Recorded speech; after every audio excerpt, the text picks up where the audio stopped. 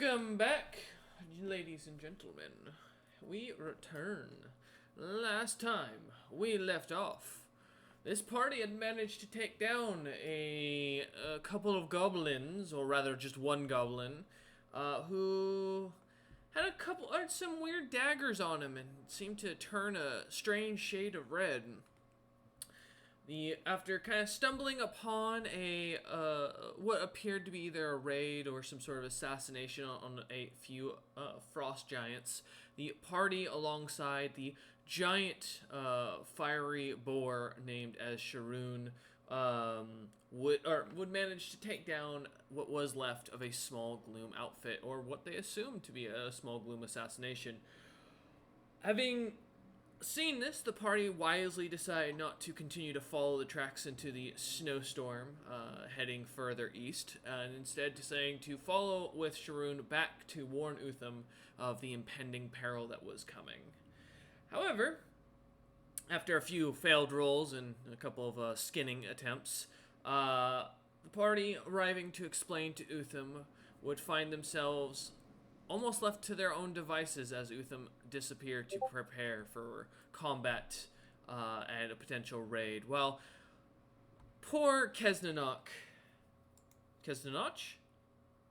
Kesnanok. Knock, okay. Kesnanok managed to get himself a new teacher, if you will, while being kidnapped and leaving the rest of the party wandering about the town. I believe last we left off, they were heading up towards the Challenging Raven Magic Guild is where you guys were going to head to. With Kesnanok still with Magra, the All-Seeing. The day is still somewhat young as you lot are walking about the town. Utham only having left only hours ago, you lot are heading towards the Challenging Raven Magic Guild for Ned, Dom, and Aldrin.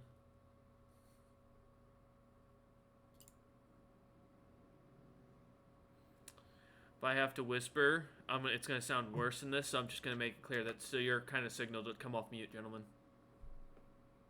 Okay, that's what I thought, but then no one else was coming in suit, so I was like, oh, well. Okay. So I guess we're just walking to the rave. I mean, I don't have anything I want Dom to do on the way there. Okay. Oh, anything from you, Ned? Nope, just following along. Okay. And Aldrin, how about yourself?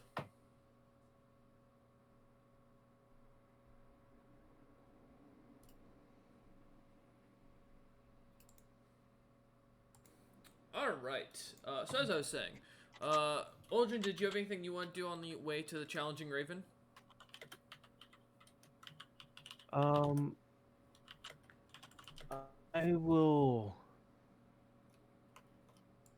actually start writing out that letter. And Okay. then once we at least get to or if I see a good point to break off, I'll then go and do that. Okay. Because I would rather deliver it myself to ensure it gets there in an orderly fashion. Okay. Sounds good. All right. As you are starting to write starting to write your letter as you follow along behind the party, do you have ink and paper? Let's see if I. You have a bedroll, I assume. Stop! I swear to God. Yeah, hey, there's a lot of writing space on a bedroll. You know, a bedroll and paper. Okay. God, fucking. I have flint, but no ink and paper. Alright. Well, then that tells you whether or not you can write something down or not, my man. Because, I will. I'll just, I'll ask when we get there if I can have or borrow.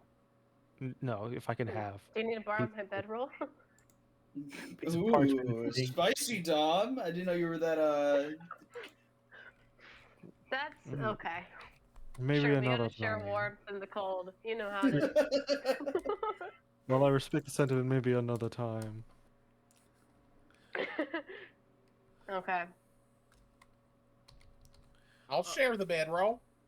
No! Let's not make this canon, gentlemen. Let's not make this roll Ugh. stuff for the before session. You know us fire giants gotta stay warm. Hot.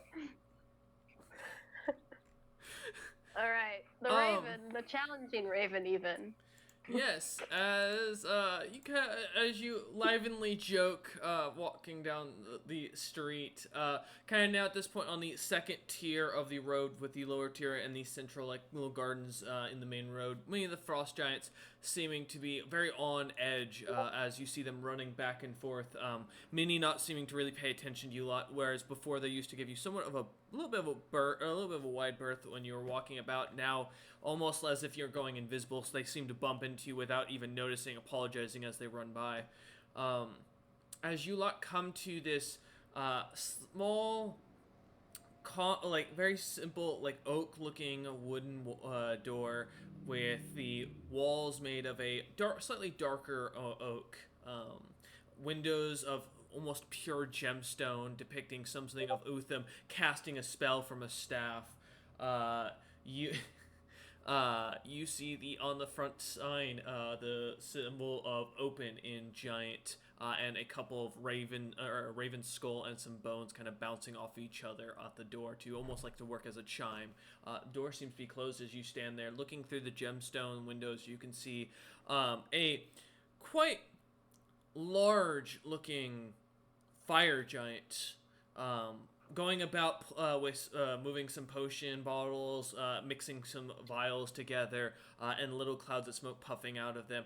Gold decorated everywhere in this shop. The shelves made of it, the pillars holding up the sides of the walls for decorative sake, all decorated with more and more gold designs. Different carvings of animals seem to kind of filter through all the gold, easily seeing different cats, boars, designs of dragons and other such creatures as you stand up front.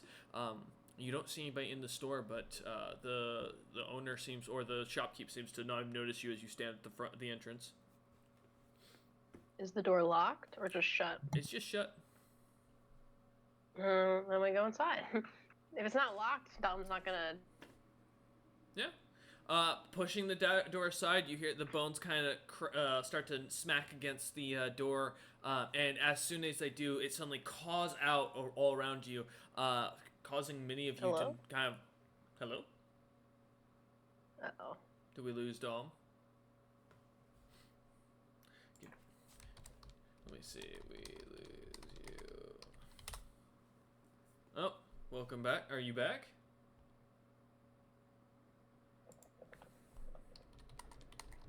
Dun dun dun dun. Oh, okay. I don't know Yeah. why the fuck it did that. That worked. My internet's completely fine. Alright. And it works. But yeah, as you open the door, the smell of a very vibrant perfume kind of ushers out, kind of as the store expands almost all around you, a slight illusionary effect almost. More of the shelves start filling up with books, spell scrolls, and other such small items. The shopkeep now seemingly almost changes in his coloration to be pale in color now, with a bluish skin and white hair. But looking more frost giant like as he kind of looks up at you for a moment. He stands about medium height for a frost giant, surprisingly, with a very narrow and like lean looking build, wearing very simple scribe clothing, not looking as if he's very important, no jewelry or anything of the sort, as he kind of looks up at you a lot and smiles, one of his teeth almost looking to be like sparkling as it's gold with some gemstone implants onto it. And he looks over at you a lot and goes, how can I help you for today? I'm sorry, sir. For... My wave. Dom internally sighed. Leave the store. He kind of looks at you confused and goes, what? He's acclimating to the culture here. Kind of looks back at him for just complete confusion and goes, "Okay, what can I do you for, we don't get many, fire giant lots around here." As he kind of eyes up your party. I don't actually remember why we came here and not to the blacksmith. So I'm checking my notes. We were just here to get like a quest, right? Yeah, doing work. Yeah. Okay. Well, he kind of looks around and seeing that like the others, probably because they're newcomers, aren't stepping up. Dom, in the absence of the leader, will step up and go, "With the raid happening, going around trying to help as we can. We're looking to offer you assistance, perhaps do some work, make sure your operations are running well." Kind of looks at you for a second and goes, "No, I don't need any work done. I'm pretty comfortable at this point." Huh. Would you happen to have some parchment and ink that I could use? I have some that you can buy. How much?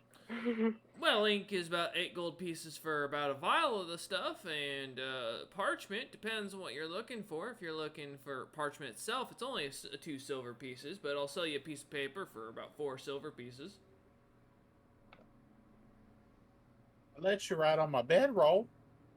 God damn it. Sir, that Well, is not sanitary.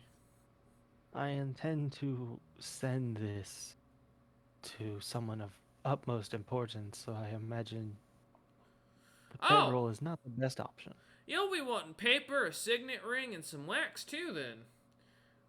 My bedroll's pretty important, though. I'll tell you what, I'll give you all that for 30 gold pieces. Unfortunately, that's a bit out of my price range right now. My pockets are a bit light.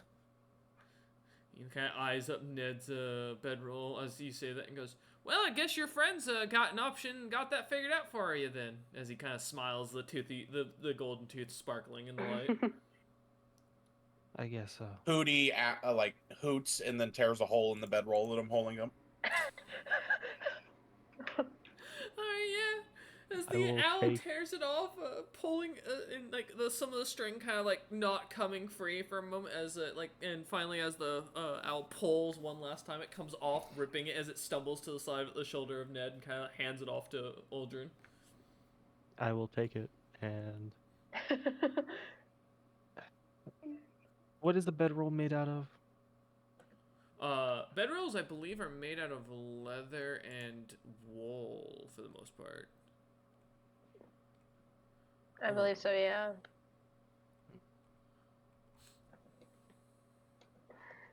All right. I pull out one of the daggers that's at least rudimentary pointy still.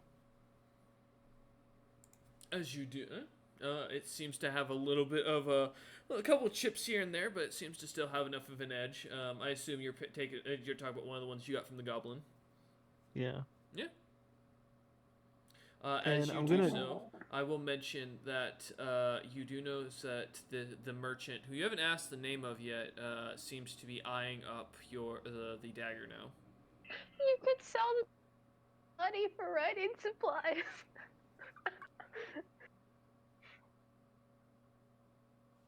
As far as I know, I need all 3 of these right now.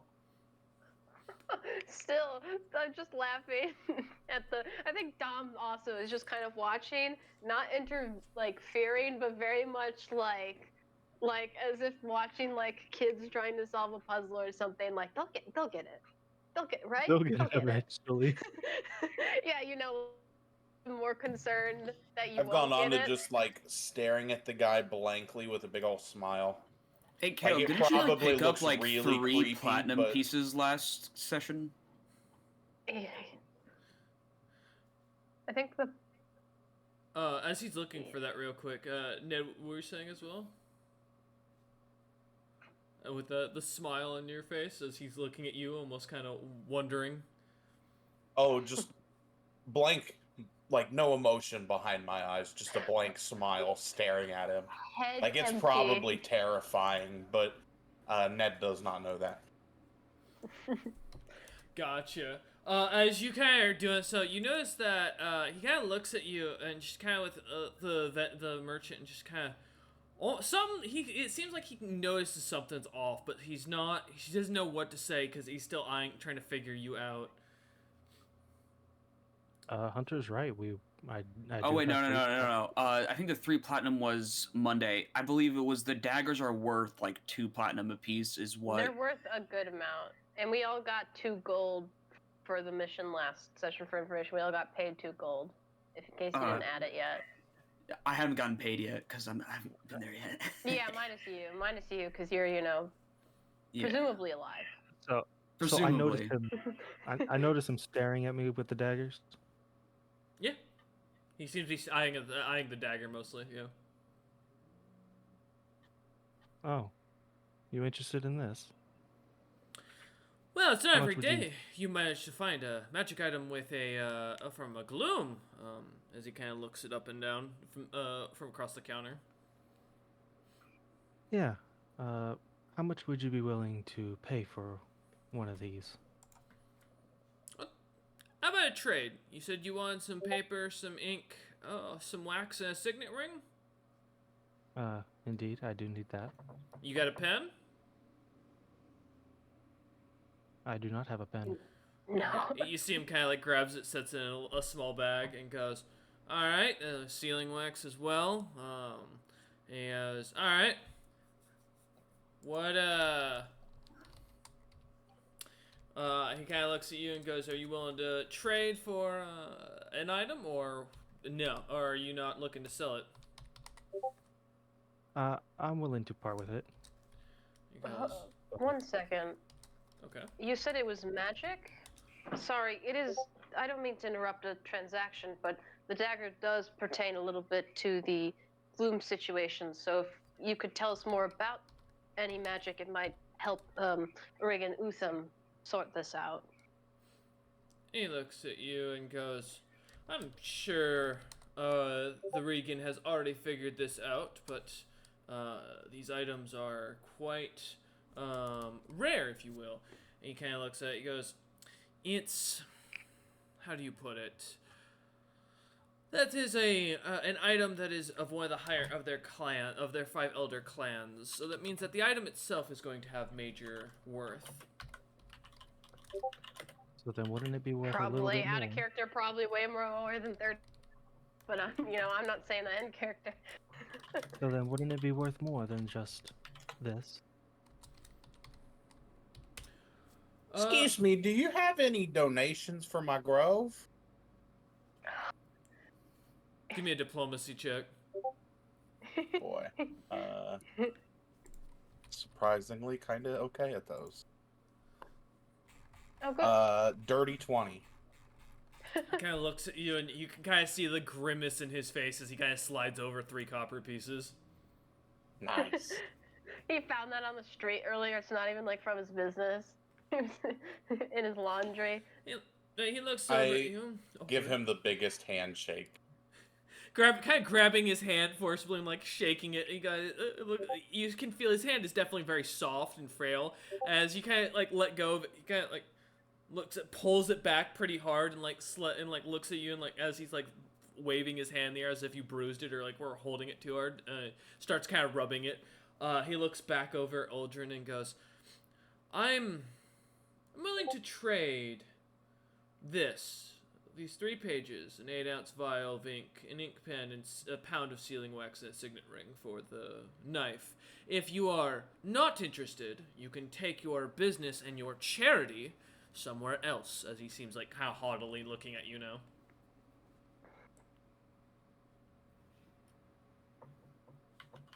You're not the only merchant in town, are you?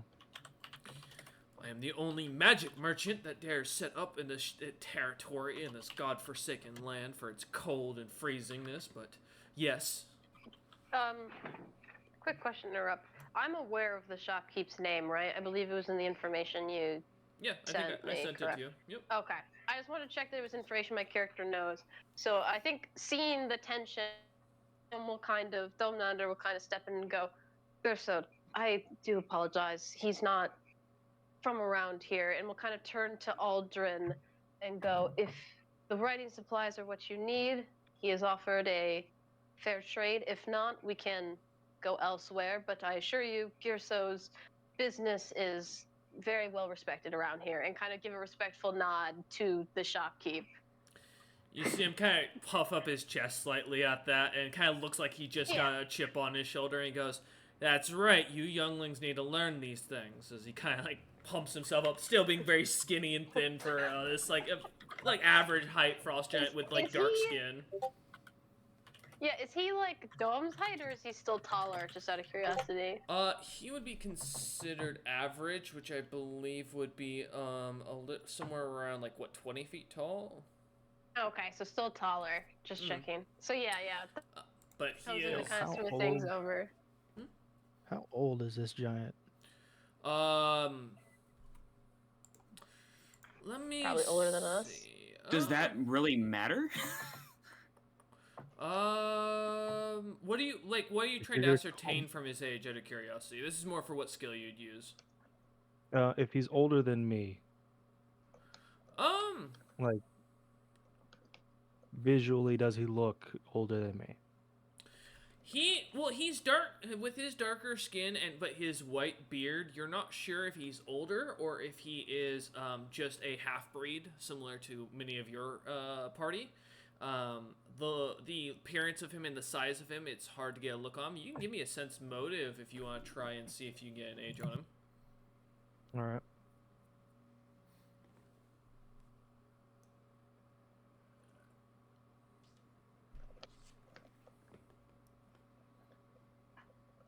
That is a 15.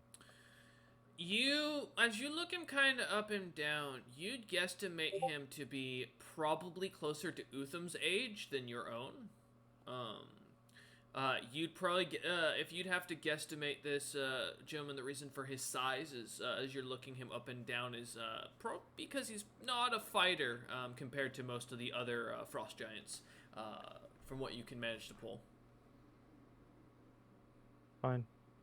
I will set the dagger on the table and take the bag and begin writing my letter.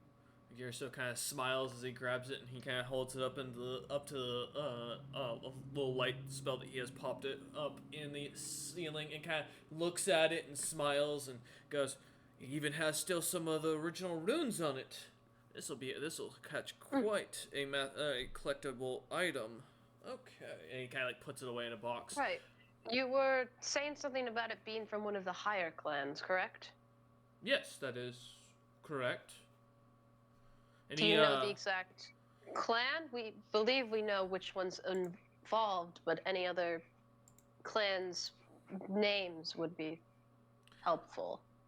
It kind of looks at you for a minute and kind of goes, "Well, I mean," it kind of pulls the dagger back out of the box for a moment and walks around walks around the counter. This is still, and as you see, he is just as skinny below the waist as he is above. There is no size to this. So we're kind of similar, giant. very skinny giants right now. And he kind of comes around and he kind of gathers you all three of you close, and he goes, "Since you are such a good customer," and he kind of. You see him lick his finger, and he rubs it across the back of the blade, and you see the runes start to light up with a blue light. And as you read in it, you see a little bit of light kind of pop off of it and switch up the runes to giant. And as you read, Clan Poland. So same name. Correct. Okay, so you see Dom kind of look at it, share a look with the group, and kind of nod and go, same as the other runes. Thank you, though, so much for the help. It's good to be sure our evidence is in order. And offer him like a smile, like a polite kind of, not too over the top. Yeah, he nods and kind of goes back behind the counter as he puts the dagger back away and goes, "May I offer you any other goods and services? I have potions, I have illegal substances, I have special substances." I have things that Utham would not like you to have, but that he has not said no to. I think Dom chuckles. Advertising, I have illegal substances. What I'm sort of thing? personally good. He kind of He looks at Aldrin. he smiles and goes, "I sell green blood oil, bloodroot, some striped toadstool, even some lich dust that I bought from a traveler recently in the territories of Bloodsend himself. If his Regan had found out about this, he would probably not be the most happy for me having these items." Does he show any of them? He does pull out a few vials of different items, a couple of others that he doesn't name as he kind of just sets them out. Is the striped toadstool like a mushroom? What was that, Ned? Is that the striped toadstool? Is that like a mushroom? It does look like a mushroom, yes. So would I know about it then? You can give me a knowledge nature, and I'll give you, let's say a +4 onto it if you want to. Okay. That's a 21. 21. You would know that this poison, this is an ingredient commonly used in poison. This striped toadstool would be considered basically a lower form of a poison used for ingesting, specifically targeting a person's wisdom, and usually goes for about on a good market where it's very easily available, 180 gold pieces. Beyond that, as you're a druid, you wouldn't necessarily know like how many of the cities would have. You'd know that they probably, where it's rare, it probably go for a lot more because it's a very low tasting and very weak poison, just enough to kind of bother someone. I'm just more making sure it looked legit, so I knew if it was a good source. As you look at all of the vials, looking at each of these, as he kind of points at them, these are 100% legit. You can definitely tell that these are well taken care of and very cautiously taken care of. The price tags are a little exorbitant for what you'd expect from when your grove has sold them to adventurers and stuff, and they've offered. But you kind of think for a moment, and given your understanding of nature, this is a frosty land. There's not many of these things that are easily available in this territory, so. Dom, where are we going after this? Well, we could head back to the Adventuring Guild and attempt to pick up a quest and then find our leader. We could also head on and continue over to Nitwits and see if perhaps they are in need of assistance. They are smithy and a weaving business, so considering there's a raid coming on, they might be a bit more swamped. Then go on ahead without me. I will have to deliver this letter. I will Are you meet sure you don't need an escort? I should be fine. Should anything happen, I will be sure to alert a guard. Of course. If you don't meet up with us in a timely manner, we'll go looking. But I trust you won't get too lost. And he'll kind of like flash you a grin. I shoot one back. I should be fine. All right. I look at, I guess, just Ned. Take a leg, Aldrin. And then I turn to Dom and I'm like, that's what they say, right? I believe in the arts. Yes. Break a leg works. I mean, he's right, and that's kind of an art. And true. Very, very true. Especially if he's Wise walking. words. As Ned's talking, I think I like kind of put a hand on his shoulder and try to like urge him out. Gersa of is the just storm. looking at this like completely confused as you're just having this conversation while he's waiting to do business. And he watches you kind of leave. He goes, "Have a good day." Fuck off. You're welcome.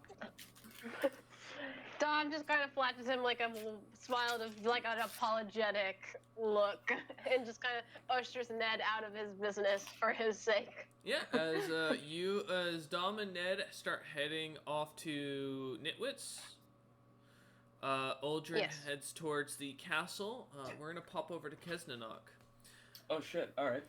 As you are dragged, or suddenly finding yourself teleport in a poof of smoke into a back dark room, the light seems to a light spell suddenly goes on, and Magritte just starts coughing horrendously, and she kind of looks up and goes, It's been a while since I've used that technique.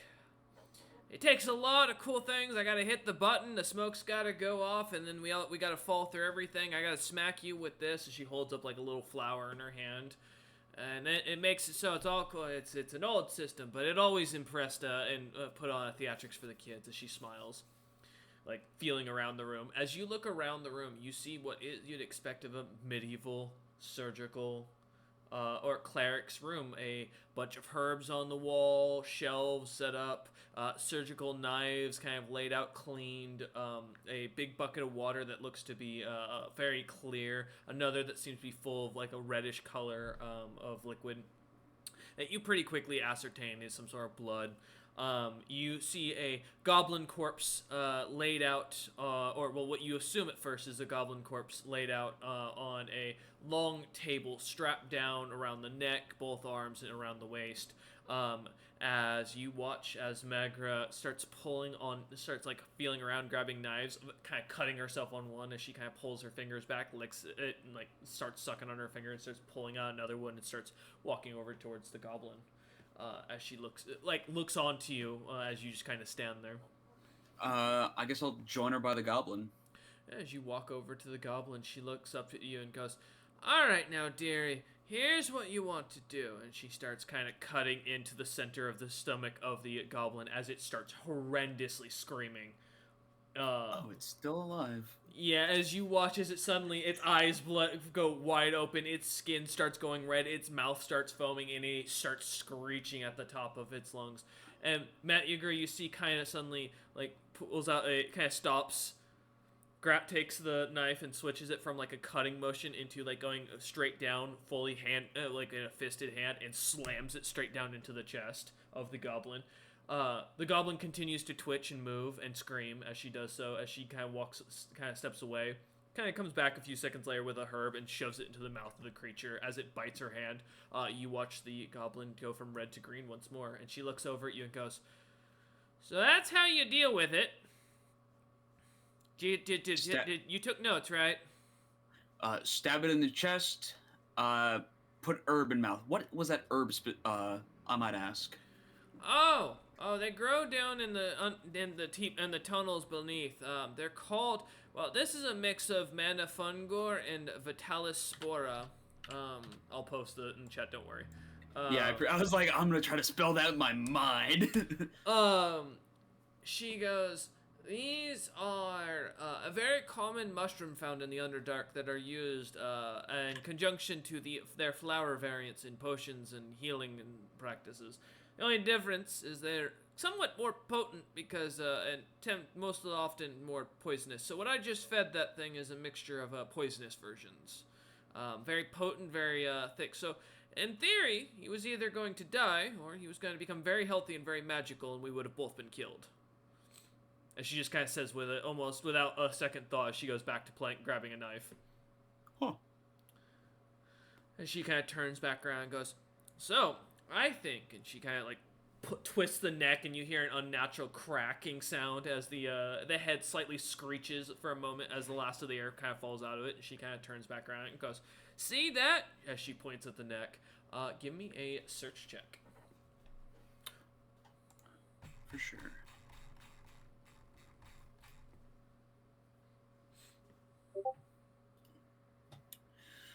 Search. I love having 0 int. 16. 16. She looks at you. And as you're kind of looking at, you look up at her, you look at her, or look down at the corpse, look up at her again, look down. You're kind of like really trying to focus in. There's nothing there. I don't see anything there. She looks at you and goes, "Of course not. I'm blind, you idiot." And she kind of grabs the knife and like starts kind of scraping at the skin, and then you suddenly see as something peels off, this like little like greenish like texture of some sort of like mossy substance that falls off, and then you see the same rune from the corpses of the frost giants. So this goblin was working with House Poland, or at least under the influence? That's my thought, and I think what I figured out is they've hyped these things up on some sort of poison that makes them rage until they die. Because you see, goblins shouldn't have survived that first stabbing.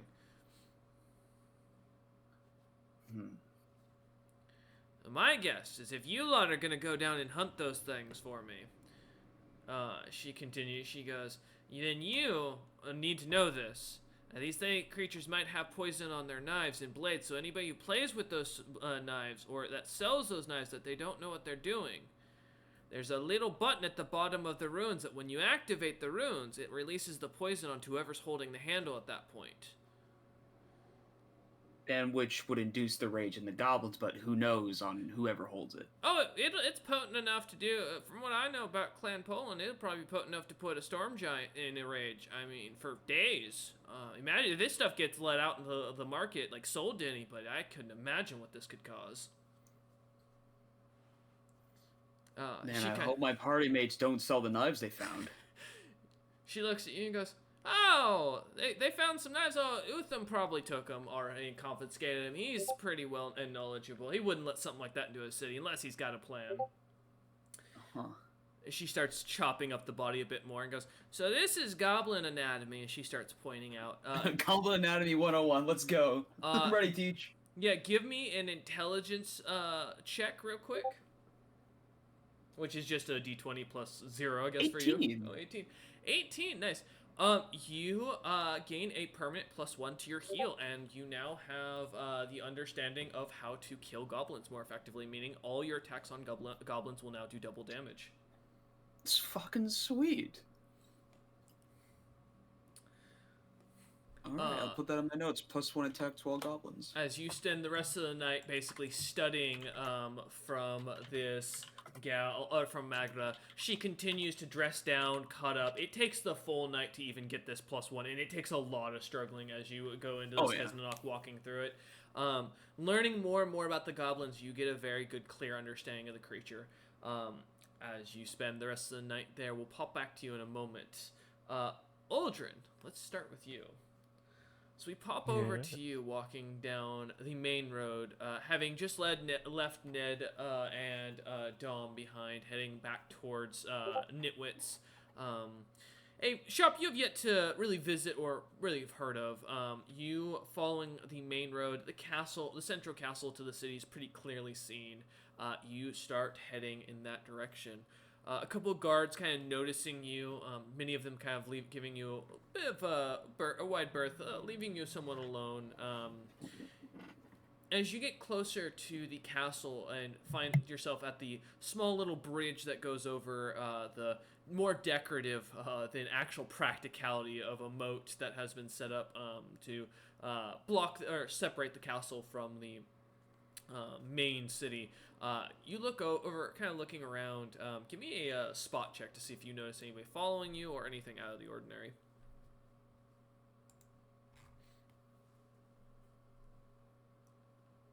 That's an 11. That was a bad roll. Yeah, you start kind of looking about. You notice that you passed by here earlier when you were with the boar, or you came here to get Sharoon. As you look over at the water in the moat, it's turning like a slightly greenish color from the clear bluish color you're used to.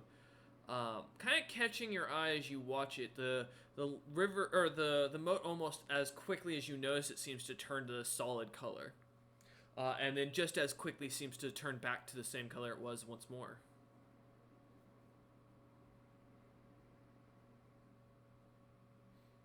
That's... something's off.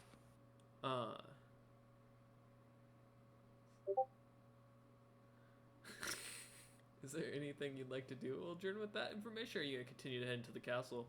You do see guards walking about, guards that look to be staring at you straight, people walking about. The guards don't seem to even acknowledge or notice anything. As you look over at them, they seem to be completely hyper-fixated on you. I will wave to one of the guards, trying to get them to come over. One of them kind of look and like stare at you. Look, you see him kind of like almost sighs, shoulders kind of slump, comes walking over and goes, "Yes, how may I be of assistance?" I'm sorry to take you away from your duties, but I just want to get a second opinion. Does the water look off to you? Just Okay. flashed green to me. He kind of looks down at it and kind of looks back at you and goes, "It's." Kind of sticks his metal gauntlet into it, like pulls it up and goes to take a sip and goes, "It's normal water."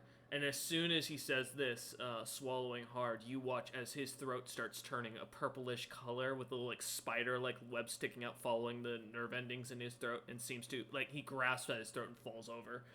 You watch as he starts like holding at his throat for a few moments. Yes. Is there anything I can do? You can roll a heal check. You can let's see. You knowledge if you have knowledge poison, or you can try a knowledge check in general. If you have profession for poisoner, these are most of the things that I've got that you can do, or if you have a spell or something of the sort. Guard, this man was thirsty. He couldn't handle it.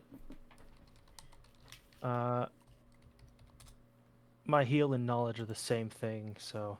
So heal will give you a chance that you could help in this situation, or you could identify the poison. So you will want to speak to what you're looking for. I want to see if I can figure out what type of poison this is. Okay. So you can choose either knowledge or heal. Will give you either on that case. Heal would be more to help the person though in this situation than anything. Yeah. That was for knowledge. I got an 18. 18. As you take a look at it for a moment, you kind of eyeing this up. You are unsure. You've never seen this poison before. This is not something that's a common thing used amongst giants. Not something you've heard about like as common used amongst anyone in your backstory.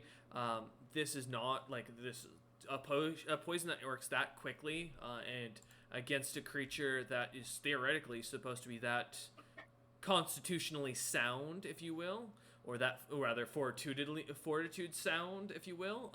That should not have killed him almost instantaneously or knocked him down instantaneously like it did. There was another guard, correct? Yes, and he's standing back looking at you as if he thinks you did this, as you kind of can see the clear concern in his eyes, like as he's watching you.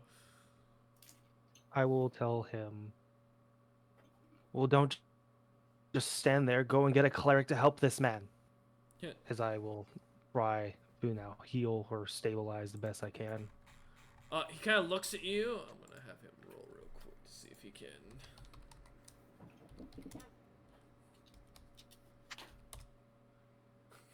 He looks at you, kind of like stutters for a minute, and goes, yeah, sure, okay. And he turns and starts running into the castle and shouting for Regan Utham just at the top of his lungs.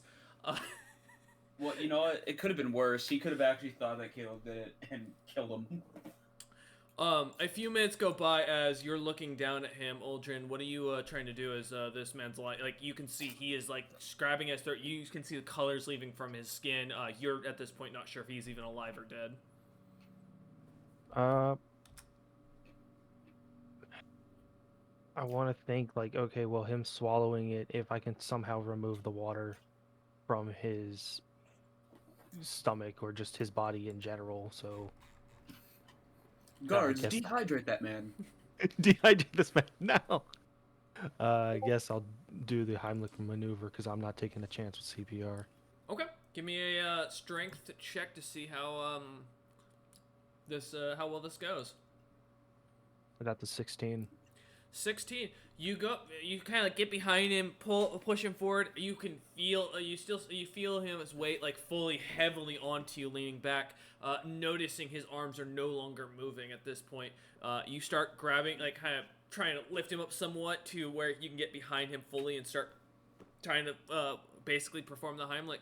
A few seconds go by. You can feel him pushing forward. You can feel his body trying to throw up, but you don't feel the body moving, and it's getting colder. As you see, a few moments later, Utham can be heard coming down the exit to the castle up behind you, onto the bridge. Utham being fully informed by the guard what he saw, which was basically that this stranger walked up to one of the guards, said something about the water, and then and literally just killed him with a single touch. Oh, wonderful. I didn't do it. I didn't do it. I think Utham comes out yelling, "Who dares kill my people?" Yeah, as you come out shouting, roaring with anger, you with the go ahead and give me an intimidation check for this real quick. Let me check how good I am at those. It really doesn't help considering my next idea was to use my full body weight on this man's chest. Okay, I'm not the greatest at these, surprisingly. But that's a 26. Yeah, Uldren, you start to feel nervous as you hear this roaring behind you, and the like almost the entire courage you had a moment ago drains from your body, as like almost a parent being yelled at by a parent for getting caught playing in dog shit or something of the sort. You know you're in trouble. You know you're about to get an ass whooping, and you can feel it coming behind you. I stand up straight, get into a position that I've been taught multiple times before, and just wait. Yeah. What position is that? Standing straight, hands behind my back. Oh, you're at attention. Got it. You dirty-minded fuck. As you come out, you see Uldren standing over one of your guards who's like grasping at his neck, purple veins, like lines going all through his body, clearly dead. Even without a heal check, you can tell this man is no longer moving or breathing. One of your guards, one of the ones that was being trained specifically to be part of your vanguard, dead as a doornail with Uldren standing over him, basically at ease. Utham's going to take a deep breath, and he's going to say, "I'll give you one chance to tell me what happened." Well, I was on my way to deliver something of importance to you, or not much of importance, but more of a question. And when I noticed something was off with the water, it flashed green before turning back to its standard color as it is. I asked a guard if this was normal, and he tasted the water and turned out like this. Began grasping at his neck. The other guard behind you kind of pipes up and goes, "I saw him! He's a wizard! He just cast some spell at the guy and he died!" Start grabbing at his throat. I think he took his literal air from his lungs. The guard looks completely concerned. Yeah. Compared to this time, I'm a fairly strong caster, right? Yeah. Oh yeah. You're fairly capable. Can I feel any arcane whatsoever from Uldren? You know what? I'll tell you what. What's your casting stat? Intelligence. Give me an intelligence check. Just to see. Plus 10. This. Yeah. Let's see what we can get up to intelligence. There it is. That's a 25. Yeah. Uldren has some minor magic. You'd imagine he's maybe capable up to a first level spell, maybe one day if he's trained. But right nothing now, that would do that. instant kill a guard that is, as you would know, would be at least the same capability, if not stronger than Uldren in a single hit. No, he'd have to be a gloom in disguise to be able to pull something like that off. I'm gonna walk over. I'm gonna poke at a few random parts of his body to see if he's disguised himself. Yeah, Uldren, as you're standing there, Utham kind of walks over and kind of like investigating you, walking around you, like slightly tapping you every once in a while. You're not sure what's going on, but as Utham finished, yeah, Utham, he's not a gloom. I'll look back at the other guard. He's not strong enough for what just happened. The guard looks at you, looks at him, and goes, So I'm still not touching him. That's fair. And then Utham's gonna look at the water. And he's gonna say to the other guard, "Bring me something to put some of the water in, because I have some tests to run." The guard pulls out a fully empty flask and hands it to you. As you kind of works. look at it, as you kind of open it, you take a slight whiff and can definitely tell there was there was some sort of whiskey in here recently. He's just gonna roll his eyes and just whatever. As you go to pull, I assume you're gonna be not trying to touch the water as you're trying to fill the flask up. Yeah. As you Is there do, gonna be you watch. a temporary like ban on drinking the water? Well, as you, Well, as you, Go ahead. this isn't the water we drink. No, you wouldn't. Yeah, you do not. Wouldn't want to drink water from a moat. This is more of a defensive thing. Yeah. As you pull a vial out, you watch as the liquid goes from that clearish blue color suddenly to slightly glowing green in the flask.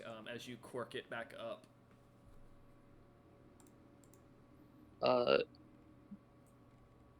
I can make sure there's none on, like, I can wipe down the sides to make sure none of it sticks, so anyone that touches it, right? Just Yeah. a quick little... Yeah, With I mean, with your medicine knowledge, you'd know pretty quickly that this would be, not something that necessarily be touched that would be a problem, but left on the skin it would cause an irritant, looking it over, so... Yeah. The blind lady was in Margra, right? Magra? Yes, correct. Magra the All-Seeing.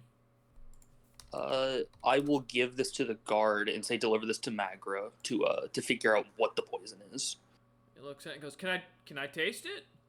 No. The other guy died by tasting it.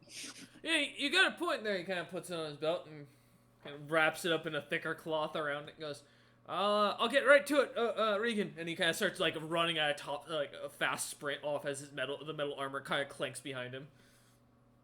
Alright. Now, what were you originally here for? I pull out the letter. I had a request. I also found out some information you might want to know, and I hand Utham the letter. I mean, I'll read it over pretty quickly. Give it a quick read over.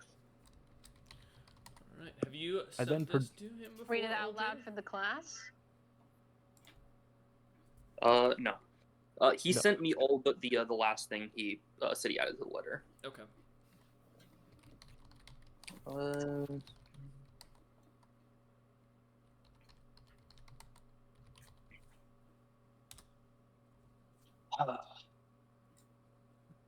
I'll tell you what. Alright.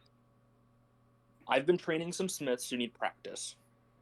I'm willing to let one of them do as you ask, but if they mess it up and the metal gets ruined, then that's that. I'm willing to accept this. Okay. And I will direct him to wherever the smiths are being trained. With a quickly written, I'll just add it on, like, onto the back of this letter. Yeah. Um, As you write down Nitwits and point him back in the same direction his other party members were going. Yep. Making sure I at least sign it to make sure they know it's actually mine. Yeah. Because I calligraphy, so I have a very specific signature. You as you're as you hand this off back to him with the signature on it, Aldrin, for a moment you kind of looking about. You do give me another search check, quickly, or for real quick, Aldrin. Mm-hmm. Wow. Okay. Thanks. I got a 7. Hey, yeah, everything's hunky dory. Everything. Utham just mumbling to himself, "Who poisons a moat? What's the point?" As I imagine Utham would return back to his business now, seeing that Aldrin doesn't need him for anything else. He's gonna get. I mean, he will, but he'll also send a few people to collect the body because we're gonna have to analyze what it did to the body. Okay. A few more guards kind of coming out, dragging the body. One of them kind of complaining about how fat the guy was before dying. Another commenting on the fact that he at least didn't evacuate his bowels before dying. Sure. As they drag him off back towards the clinic. As Aldrin, you are left standing on the bridge basically by yourself. Are you going to go join back up with Dom and Ned? Or do you have something else in mind? Yeah, I'll head back to Nitwits, because I don't have a container to put some of the moat water in. Okay. Well, you do have the 8-ounce vial of ink, if you want to empty that out. Because that is a vial. Hmm. You just pour it out. You also have a water skin. You have, I mean, in theory. Caleb, just come back to You also have a bedroll. Oh. As I've been Oh, yeah, told by- soak it up you're in right. the bedroll, dude. I've You're been told right, by you're some right. players that's apparently a strategy they're be implementing the entire campaign. It's the I'll head back. multi-purpose tool bedroll. I'll keep a note of this though. Okay. I'll head back and keep a note of it. All right. Jumping over to Ned and Dom, as you lot seeing, or as Uldren heads off on his own, you both find yourselves now in Nitwits. As you kind of arrive, you see, but not only Thrid standing there, this very large and impressive-looking frost giant who looks to be more muscle than brains for a moment, as he's very simple-looking in his face. You see, as he seems to be talking with Kesnanok, as you were sent over here by Magra just to go find your party and go kind of get back with them for the night, as she was kind of tired of dealing with you and pretty much all people for the night. As you were kind of let go, allowing you to go back through the tunnel without any issue. As you see Ned and Dom kind of enter in, Thrid kind of telling you a joke about some Arctic mains and something along the lines about them eating a goblin that was trying to mount one of them. That's a good. Oh, hey, Dom. Hey, Ned. How did your training go? Hello there. I hope Magra wasn't too rough on you. She's can be a little bit meaner to the new guys. I would say, like, it was definitely tough learning, but I did learn a lot about goblins. Fight them better. Also about some vegetation that we could use to maybe fight against them, maybe in the future.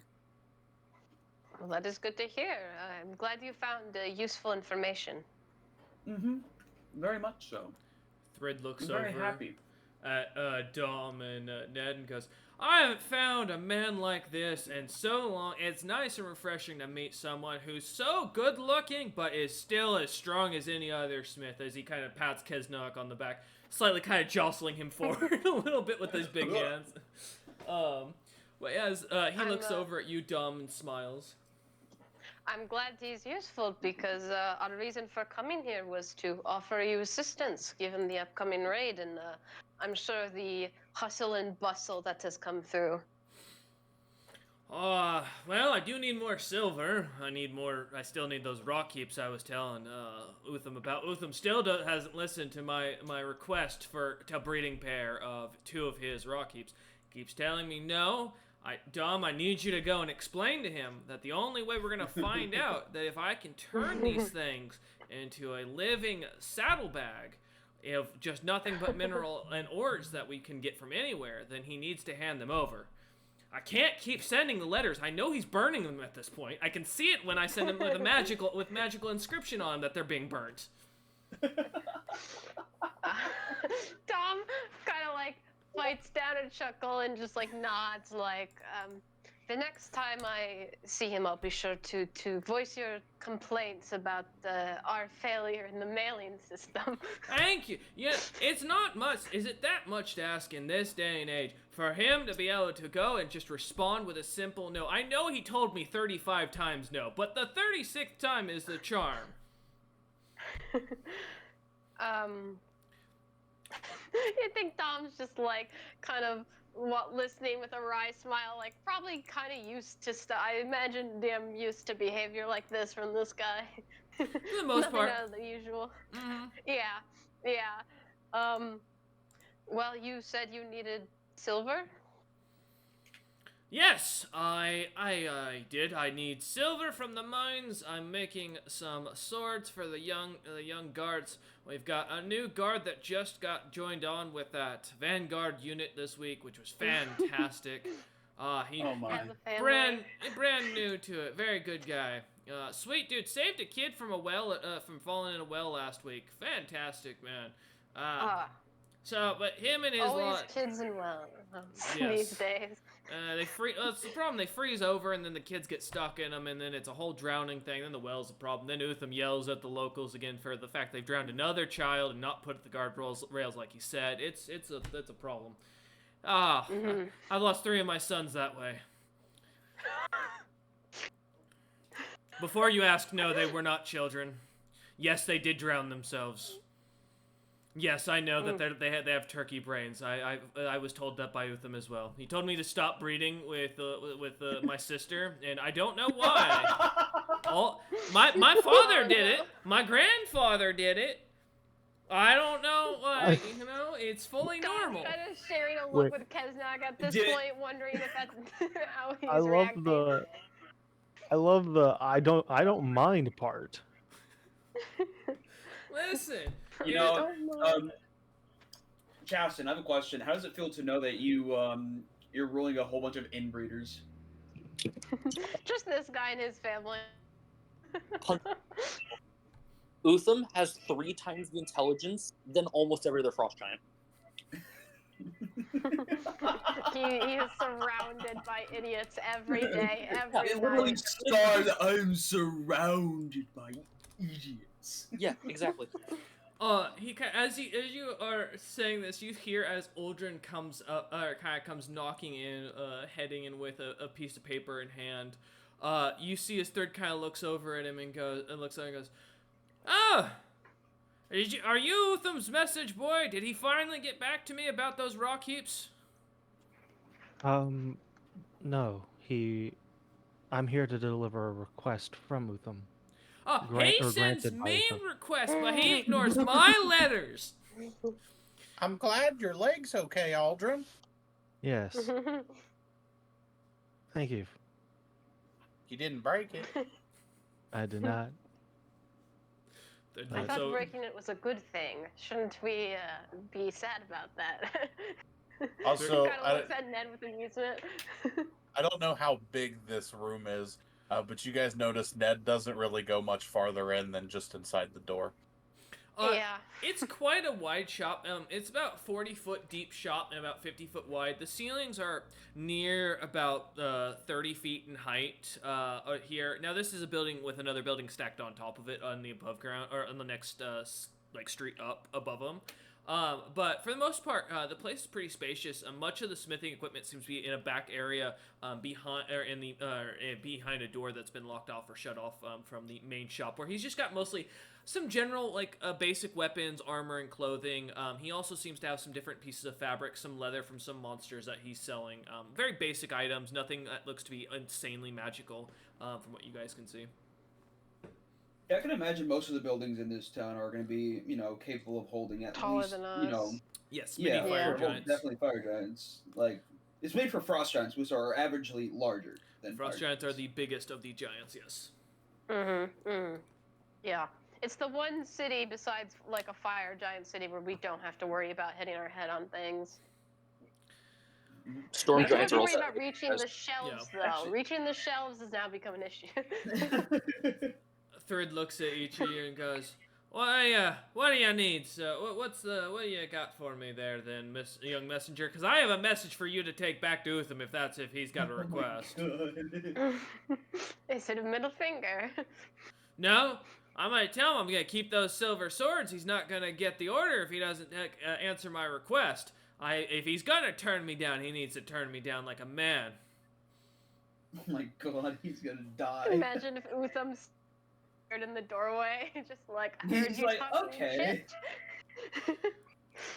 But as you kind of are standing there, Aldrin, you see a little mage hand seems to pop up out of nowhere, and seems to kind of float over and takes the letter from your goes to take the letter from your hand and waits till you let go. I let go. As you do so, it kind of floats back around to him and hands it to him, and he looks at it and goes, "Oh, I gotta make what are these weird, these dragon-like weapons? We don't make that scaled crap around here. What is Utham out? Oh, he signed. Oh, damn it. He puts it. He kind of puts the letter Well, on the to be table. fair, the request was not for Stonehalf to make it. It was for one of the apprentices to make it. That's true. As he looks and he goes, give me the daggers. I hand him the daggers. Utham's gonna hear the end of this at the next annual meeting. He kind of starts looking, eye him up and down, and he goes, "Oh, good, they've got runes on them, so I'm gonna have to You didn't sell these to anyone, as he just suddenly looks up at you. Wait. Uh, Yeah, actually, hold on a second. You definitely didn't sell any of these to anyone, right? Tom looks at Aldrin. You did? No, no, you, no. you hear we- me from across the room. Traded it, actually. That would be the more proper Nice. term, technically. Man looks at you and goes, Who you know did these you are trade it to?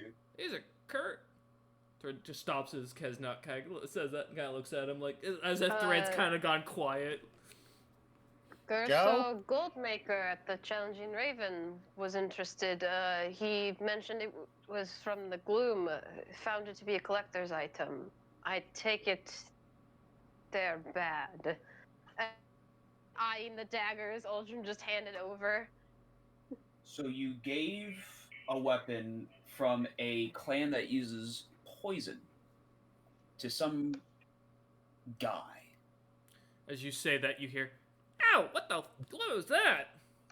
Wasn't just some guy, it was a merchant, one. And two, weren't we supposed to sell them in the first place? Did Thrid just activate the dagger? As you turn and What look, that you noise see the was? very obvious two little snake bite spikes on the handle that have popped out as Thread has just dropped the knife on the counter, and you can see that he is like holding his hand and like licking at the blood. Okay, Well, we're going. shit. We're Can you going to. fix that? I'm taking. Fuck. I'm taking you, to the fucking clinic. Thread looks at you and goes, "Why would I go to a clinic? Why do I feel really warm inside?" We're going to the clinic. Hey, do y'all just Come on, suddenly just- feel really angry? Like you really want to rip someone's head off? I think it's best Kesnok, to I think go we're to going the to have to lead him to the clinic, and by lead I mean leave. be the bait. It turns As and Dom's walks like out. backing out the door. You very well might be right. Do y'all suddenly feel a real itch to throw everything at people and like start killing random civilians? If you have that feeling, I suggest to start with us first, right? I Guys? think the clinic has something for that if you want to come with us. All right, yeah, she'll walk in. I might walk around town. A guy comes following you out.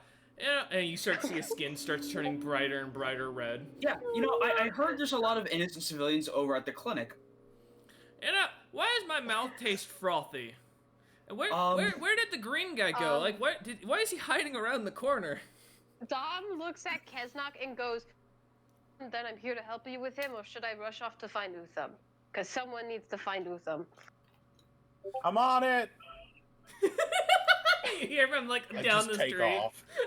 Good. Okay. I wasn't sure. I don't know which of us is faster movement-wise, but I trust Ned. As Ned I says trust- this, you see as Thread's eyes kind of like go bloodshot suddenly Kesnok and turns at the sudden sound and just starts running after Ned. Fuck. All right, Shit, all right, Dom, I need you to go to the clinic and grab some Vitalospora and Mana Fungor, okay? Okay. just Vitalis- Talk, Yes. talk to the blind one, the blind lady, He's already running. Madara, and I'll going to chase after him. Yeah, Dom's already like dash Turn, action running, or whatever, yeah. run to go to the clinic and. Aldrin, you're standing and you watch as this guy is starting to run. You see Kesnok turn, start chasing after Dom going down the other direction. Ned screaming for his life in the distance. What would you like to do, Aldrin? I'm surrounded by non-professionals. Yeah. What? Excuse me? Exclusively you. You're lucky Dom's not here to hear that. That's why I said it. Y'all are near me. You Oh. slimy bastard. This is your I'll take out my mask and I will say to one of the apprentices, "Do not run your finger along the runes. Be careful with those. Just hold off until Utham gets here." Apprentice looks at you as he comes out, giving a very, very strong resemblance of Thread, and goes, "Oh, I'm the smart one of the family." As he taps his head and goes to pick up the dagger with a weld, like a very thick leather glove, and like takes it to the back and sets it down. A few I moments. swear to God, Caleb. Aldrin, as you say this, kind of standing there, we'll come back to you in a moment as you mention this. Ned, as you kind of are, like, you say this, start running. You kind of decent jogging pace. You're not like, you know you're not like being chased like a fear moment at first. And then as you suddenly hear the slaps of like some like stone being cracked, with some like heavy slaps of something behind you, as you turn and see this raging gorilla-like frost giant barreling towards you, bright red skin, bloodshot eyes, foaming at the mouth, one dagger in hand, very sharp claws that seem to have grown on the second, and he is coming at you. What's your running speed by a chance? Was that twice my walking? That'd be up to 3. It'd be up to 4 times because you're a druid, because you're not carrying anything, I imagine. Okay. Brain fart. So 4 times would be 120. He is starting to catch up to you. He has, for reference, a 40-foot run speed, and is also not wearing any armor currently, and running at 4 times the speed, as he is keeping up behind you. However, you can see the castle in the distance. Is there anything you'd like to do, Ned? I'm going to keep running towards the castle, and I'm going to quickly dump my pouch with the 10 sling bullets out on the ground as I'm running. Okay. You toss out the, like, taking the bag, opening it as you're, like, just trying to run with it. And the whole time just going, oh shit, oh shit, oh shit. I think Hootie's quite scared at the moment. Yeah, Hootie is off your shoulder and just kind of flying above, circling around you, not coming down. I'm just yelling yell at Hootie. Oh, fine, do some. Hootie is gonna take off at dead wing speed, managing to double your speed. All right. As you're doing this, you're dropping the rocks. We'll jump over quickly to Kesnanok. You coming around the corner after saying this to Dom, seeing this, now that this frost giant Thrid is managing to catch up to Ned and easily managing to keep up with him. You're trying to catch up with Kesnok. I believe you're not wearing armor, right? Yeah, no, actually, so what is the regular, running speed calculation? Regular, so it's times 3 if you are wearing, I believe if you're medium capacity. Okay, because I do have a shield. I assume that counts towards it, right? It's only medium. It's medium heavy armor. Yeah, it's the just... armor specifically that will. Yeah. Gotcha. Thank you, Justin. My current walking speed is actually 60. That's walking. Yeah, so you times 4 would be 180 feet. If you're gonna be so you will be able to catch up to this frost giant within a round. I think 60 times 4 is 240. So yeah, then me and you have the 240. same running Holy speed. shit! Zoom. Yeah. Oh shit. What'd you say, Aldrin? I said then I guess me and Des have the same running speed because I also have a 60 walking. Oh shit. How you guys got 60 walking? Jesus Christ. I think it had to do with our mixed race. Yeah, it Yeah, does. probably. Yeah, because You guys are both their half species have really fast movement speed. Okay. I was like, Jesus, I'm like so slow. No, I remember specifically for Aldrin, and I think I know what Kesnox is exactly. So, yeah, as you're running around this corner, you're able to catch up to this gentleman pretty quickly. Like, you're right on his tail, but as you look at this he's muscled all hell, like bulging, Hulk-styled. As you get closer, he's not noticing you as of yet. I might lose my shield for this. Has he actually run over the sling No, not rocks yet? No, he'll hit that next round. I kind of want to Push. throw my wooden shield like on top of it as like a bigger surface to make all the rocks slip. Just You can try for it. That is, so there's for throwing, that's its own thing, but you're not making an attack, so, oh god, there's no acrobatics. You know what? I'll make it a strength and a reflex to see if you can strength to see if you can get to the distance and reflex to see if you can manage to get perfect. If you want to try. Yeah, I might lose my shield for this. I might have to go get a new one, but I want to try to make sure we can not have to get this man killed.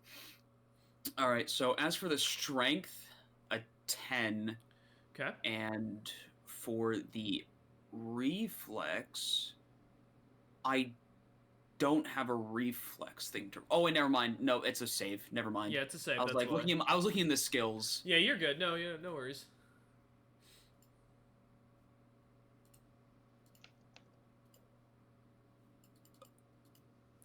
That's weird. My reflex isn't rolling. Did you put the On- plus sign on there? When I you in did the not. sheet, if you put, I think if you do it screws it up. You can you might just have to hit a d20 and then add the 'Cause- modifier. Because there's nothing in my reflex thing. That's why I'm confused.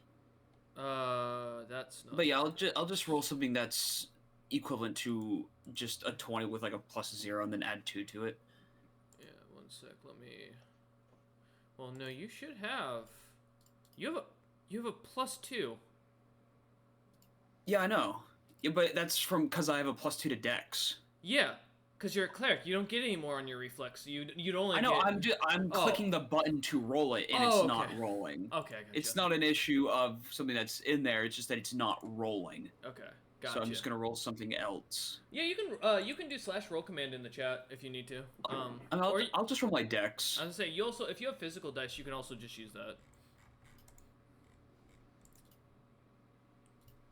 16. 16.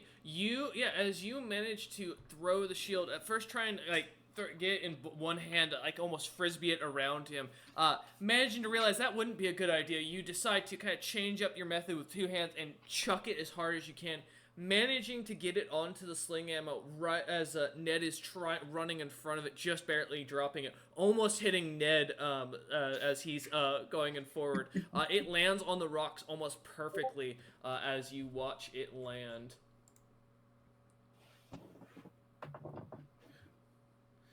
That would be a good point, Grumpy. Well, I'm not currently editing. But as you see this man kind of charging forward, he's still going forward. As you throw this, Dom, you have managed to. We're gonna jump over to you now as Kesdenok has thrown his shield. You Yes. are heading towards the clinic. You're about 2 rounds at full run speed to get there from the Nitwit's shop as you are going. Shoot, there's no. I'm just double checking. I assume there's no action I could take to make that faster. I do not believe so. Not unless you have I think dash I or something from froze. your class. Monk may have something, but Great. you'd already have it noted. Monk doesn't get it at level 1. I It's didn't like level think 3. so. Yeah. Because I know monks have humongous speed. Oh, give me this. Yeah. Getting to increase. Okay. I literally. They it don't just get anything all to. the audio cuts off. No, you're Yeah, good. I didn't think so. I don't get that until higher levels. So yeah, I believe my running speed is 120. So I'm probably just gonna have to run for my turn. I don't think I can do anything. Okay. Anything else? Alrighty. I will call for Magra. Like I will be calling her name just so hear me Yes. and like come out to meet me.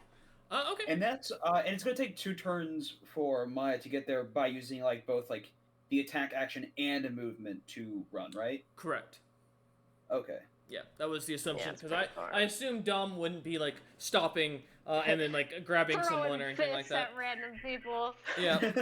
Yeah. All right. no, Punching he's a just- random child. Just Yeah. running. All right, as you Pushing them continue down your the well. shouting, heading down, we pop back up to the top. Uldren, standing here now, watching the apprentice seeing that he is not touching the handle of the blade and seems to be kind of working it quite comfortably as he's hammering away, starting to hammer him away and getting it set up.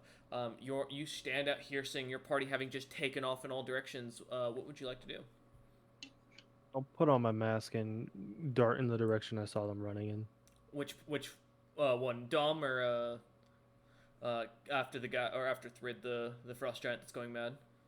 After the 3 frost dragons going mad. Okay. As you turn to do and start to run, just as you do, give me a quick search check or spot check.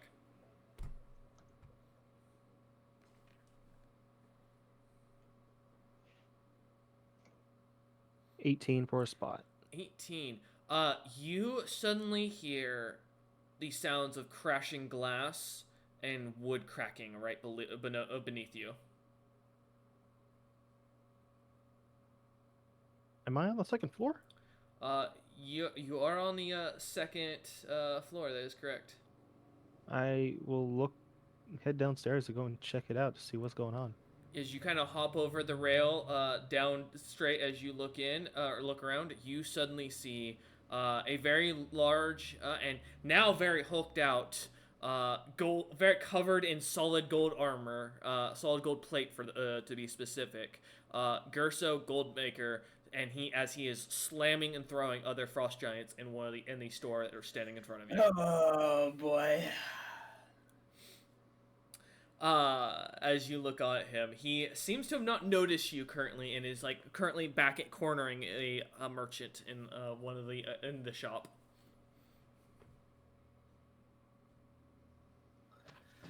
Whoa.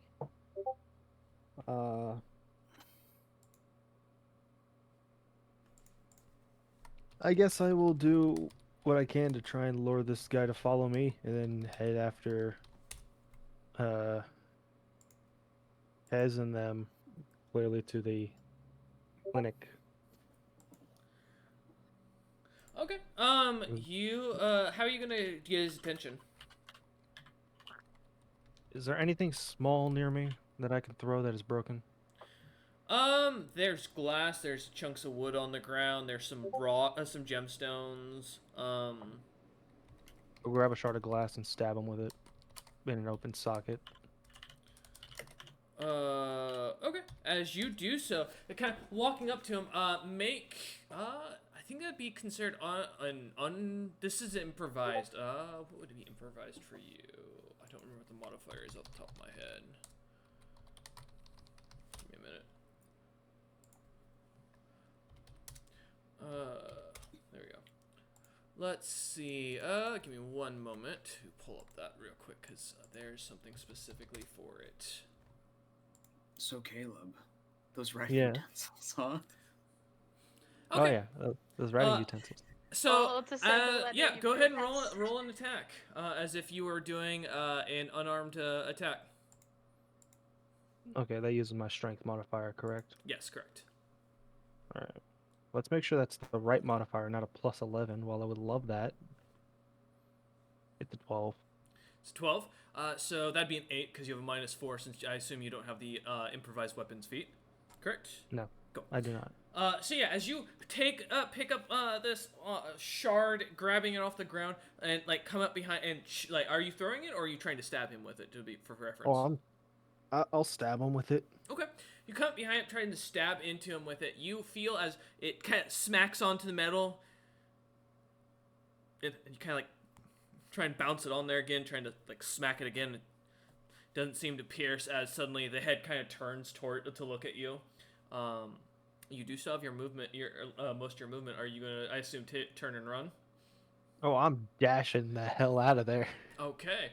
Does dash does it make you immune to opportunity attack? If it was a ninja thing, it probably would come at level 2. Alright. Then he is going to swing to take an opportunity attack on you. As he is not going to just let you walk away as you try and run for it. Give me a moment.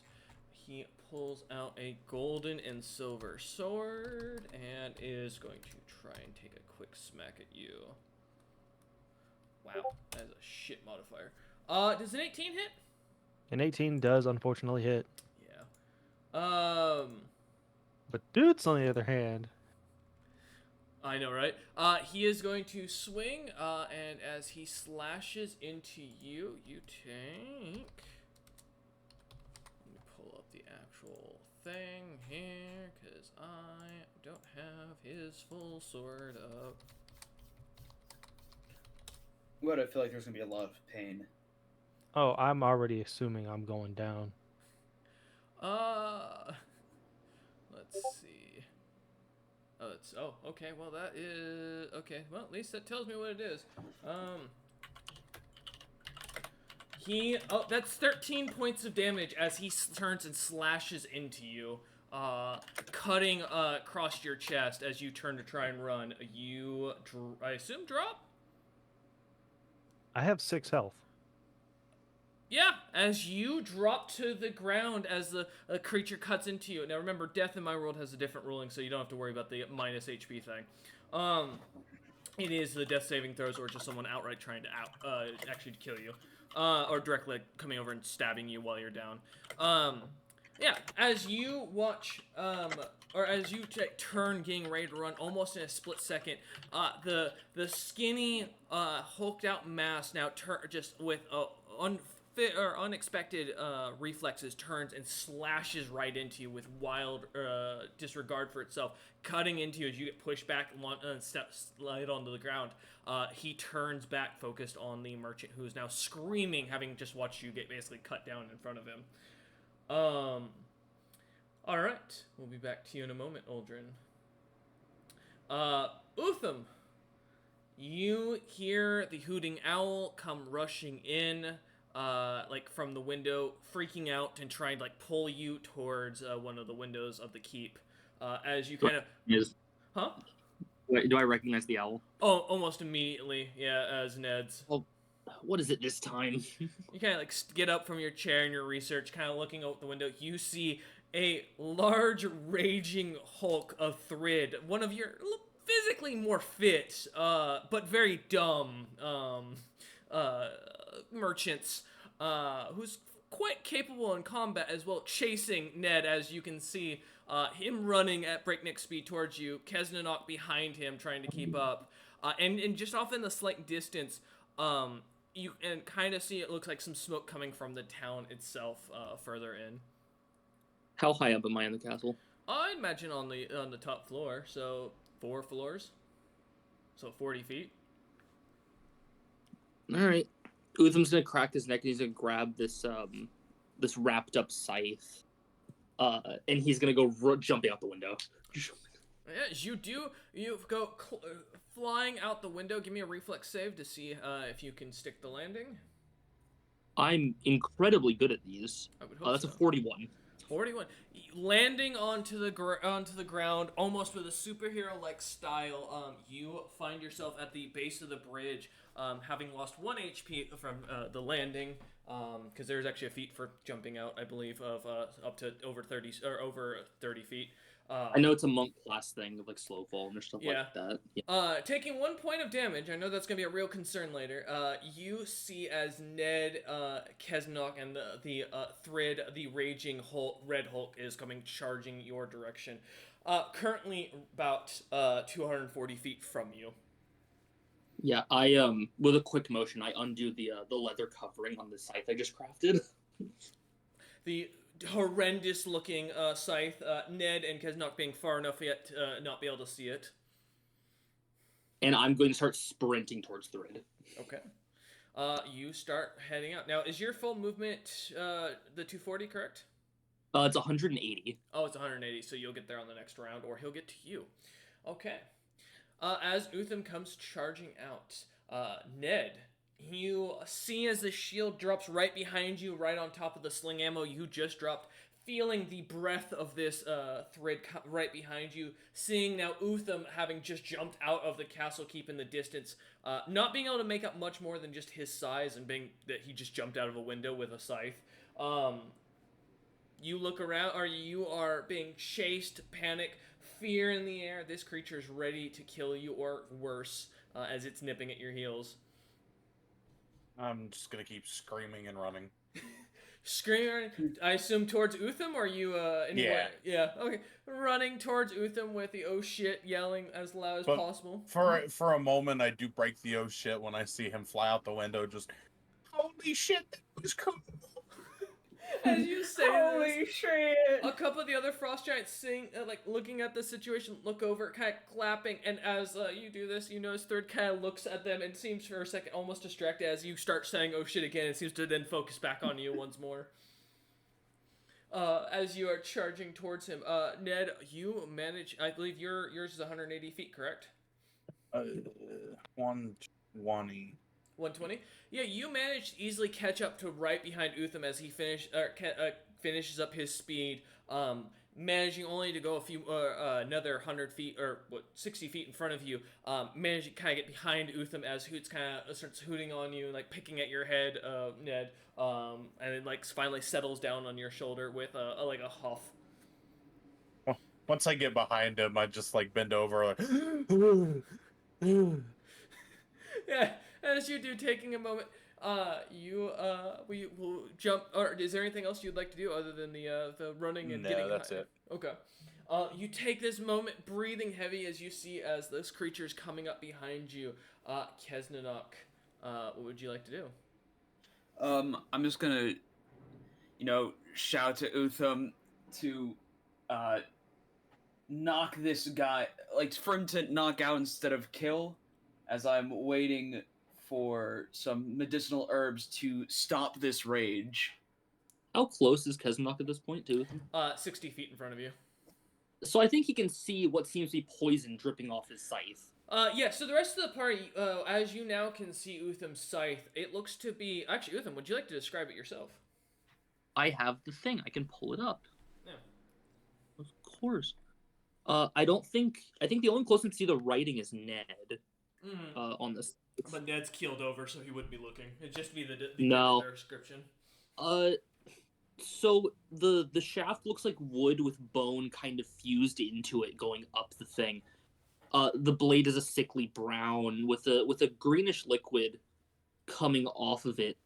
And most people can kind of feel like raw emotion coming off the weapon of like anger. That's constantly flowing off of it. And then there's something written on the blade, although you can't tell what written, like a blue and purple across the blade. Kesnanok, give me a knowledge religion check real quick. For sure, I can do that. 18. 18. So as you look at Utham and see his scythe, seeing the situation in slight panic, you for a moment feel your almost like focus directly lock in on Utham's scythe. Something about that scythe is wrong. You feel that it goes against what your god believes. Oh no. You feel that there's a soul stuck in that weapon, or some creature has been used to make that weapon. You're unsure, but that weapon is not natural. Okay.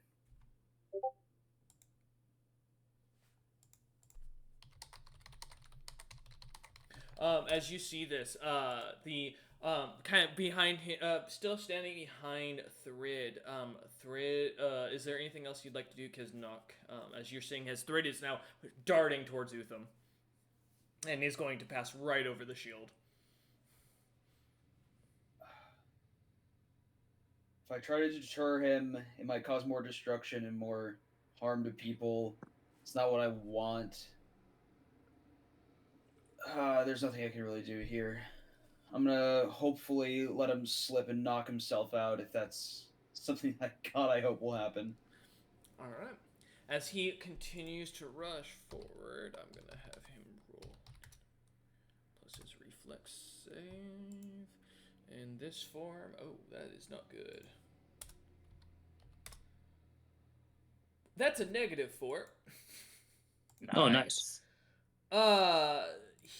As he starts charging forward onto the or going at Utham, seeing now where Ned hid behind him, and still like ideally looking, trying to kill what you assume to kill or capture Ned.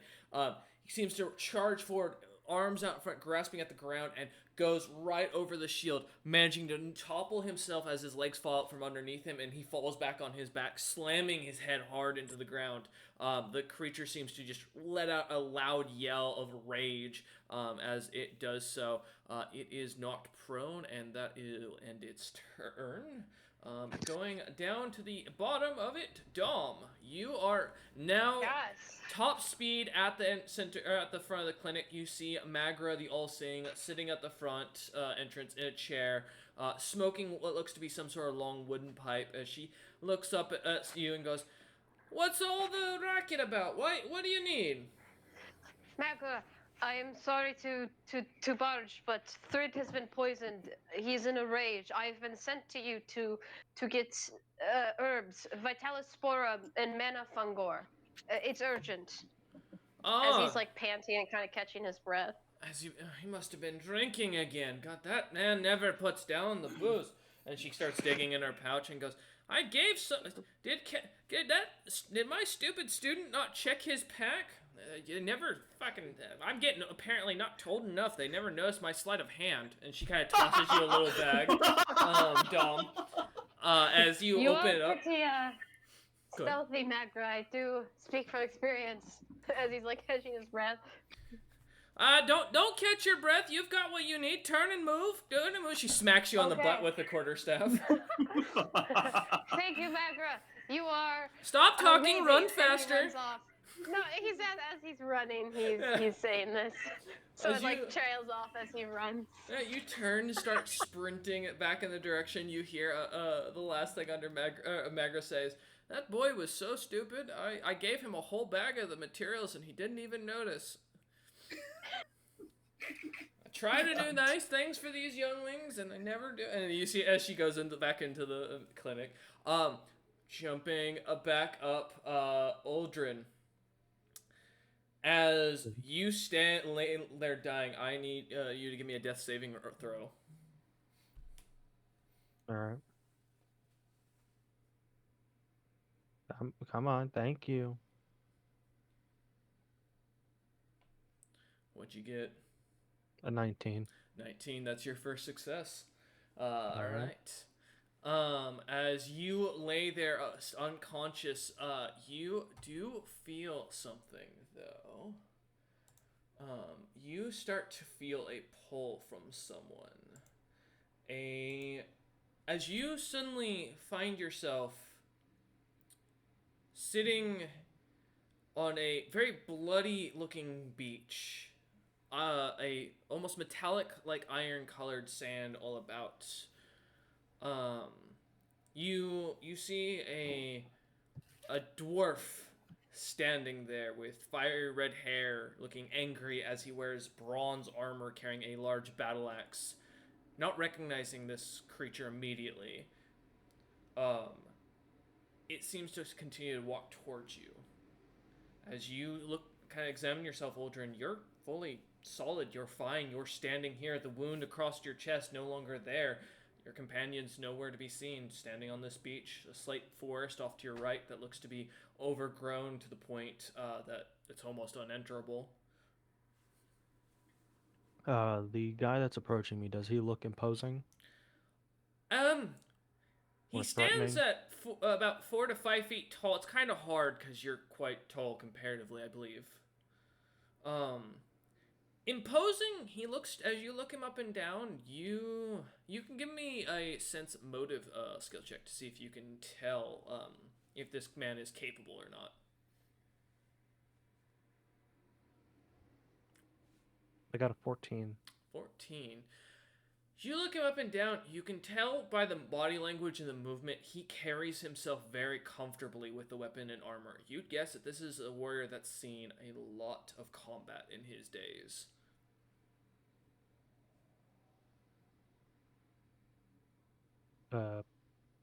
I will just stand straight with my hands behind my back. Okay. As you do so, he continues to walk towards you. We'll come back to you in a moment. Utham, standing now, towering over this Thrid, who is clearly being affected by something. His skin is red, his body is jostling in unnatural ways, his muscles seem to kind of bounce and tear and pull themselves in weird and unnatural ways. He's foaming at the mouth, eyes dilated, bright red, seems to be lost in himself, almost in like a complete rage, as you start to see blood slightly starting to trickle down the nose, foam at the mouth with a little bit of blood obviously being shown on him. What do you want to do? Well, since he's down, I may as well just grapple him. All right, go ahead and roll. Nope. Let's see what you got. So plus that. Well, first he does get an opportunity to swing at me. Yep. He gets to try. Except he is not prone, so he's also at disadvantage. Well, disadvantage. You know what I mean. Yeah. Not even. Negative. 13. Not even close. Yeah, I didn't think so. Yeah, he takes a swing at you and kind of locking onto him almost in like a snake-like grapple. You start kind of pulling onto him and holding onto him. Let's see what you got. Yeah, I rolled before he swung, and I got a 33 Okay. to initiate. Yep, no, I got that. Here, let me pull up. Okay. Yeah, let me pull up the whole thing. Yeah, that's step 2. I believe Yeah. step 3 is an opposed grapple So, check. yeah, he's gonna make his own, which, this is gonna be interesting, because he actually does have this for decent. I want to make sure. What exactly am I rolling for grapple check? For the just a strength, or is it a? Oh, grapple in this would be your base attack bonus plus your strength modifier plus your special size modifier. Which special size is basically the fact that you're larger, I believe. So large, because you're large, you get a plus 4. Well, I think we're both huge because we're both frost giant sized. Oh, that's true. Yeah, so it's a plus 8 from I both. think it evens. I think it evens out Yep. basically. So in total, his is 50 for the grapple. Jesus Christ! I posted his modifier is posted in there. You can see what his modifier is. Yeah, he rolled high. Let's see. So I have a plus 8. I think I can actually win. Let's see. No, I got 40.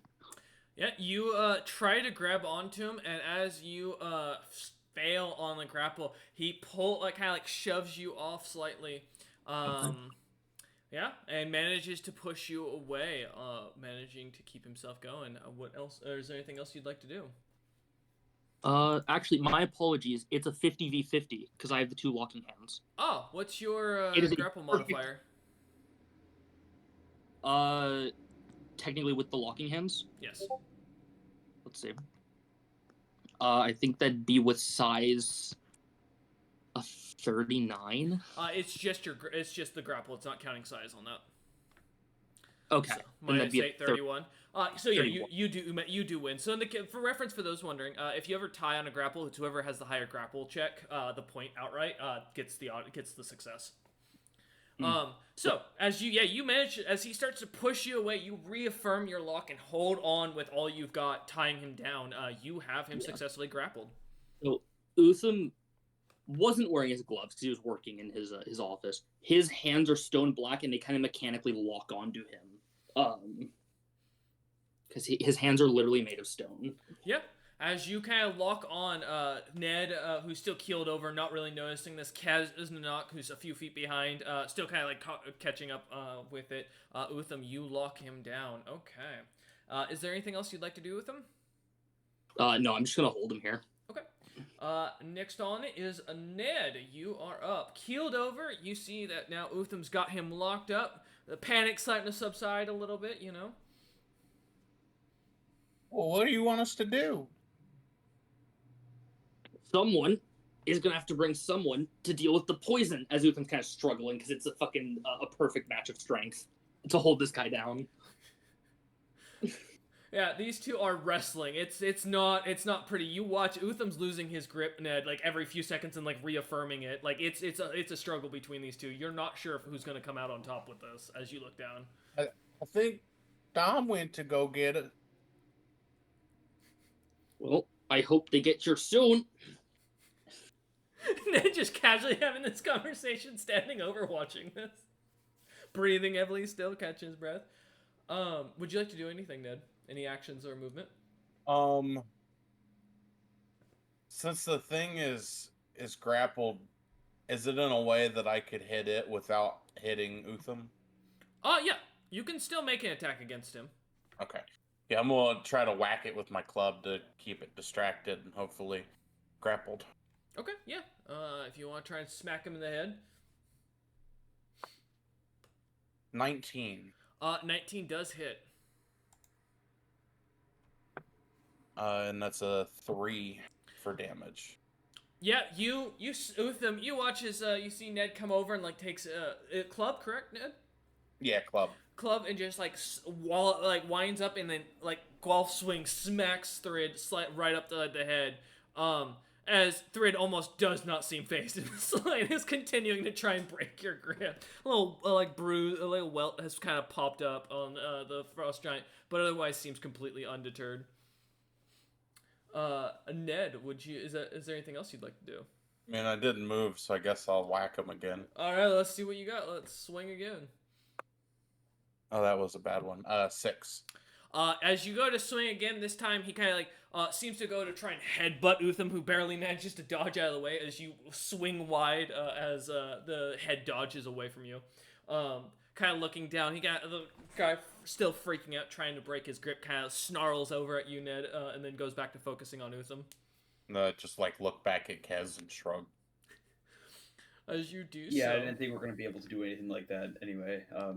Kesnanak, you're up. Yeah, man, I so wish I had the resources necessary to heal this gentleman. Too bad I don't know that I have the shit in my bag.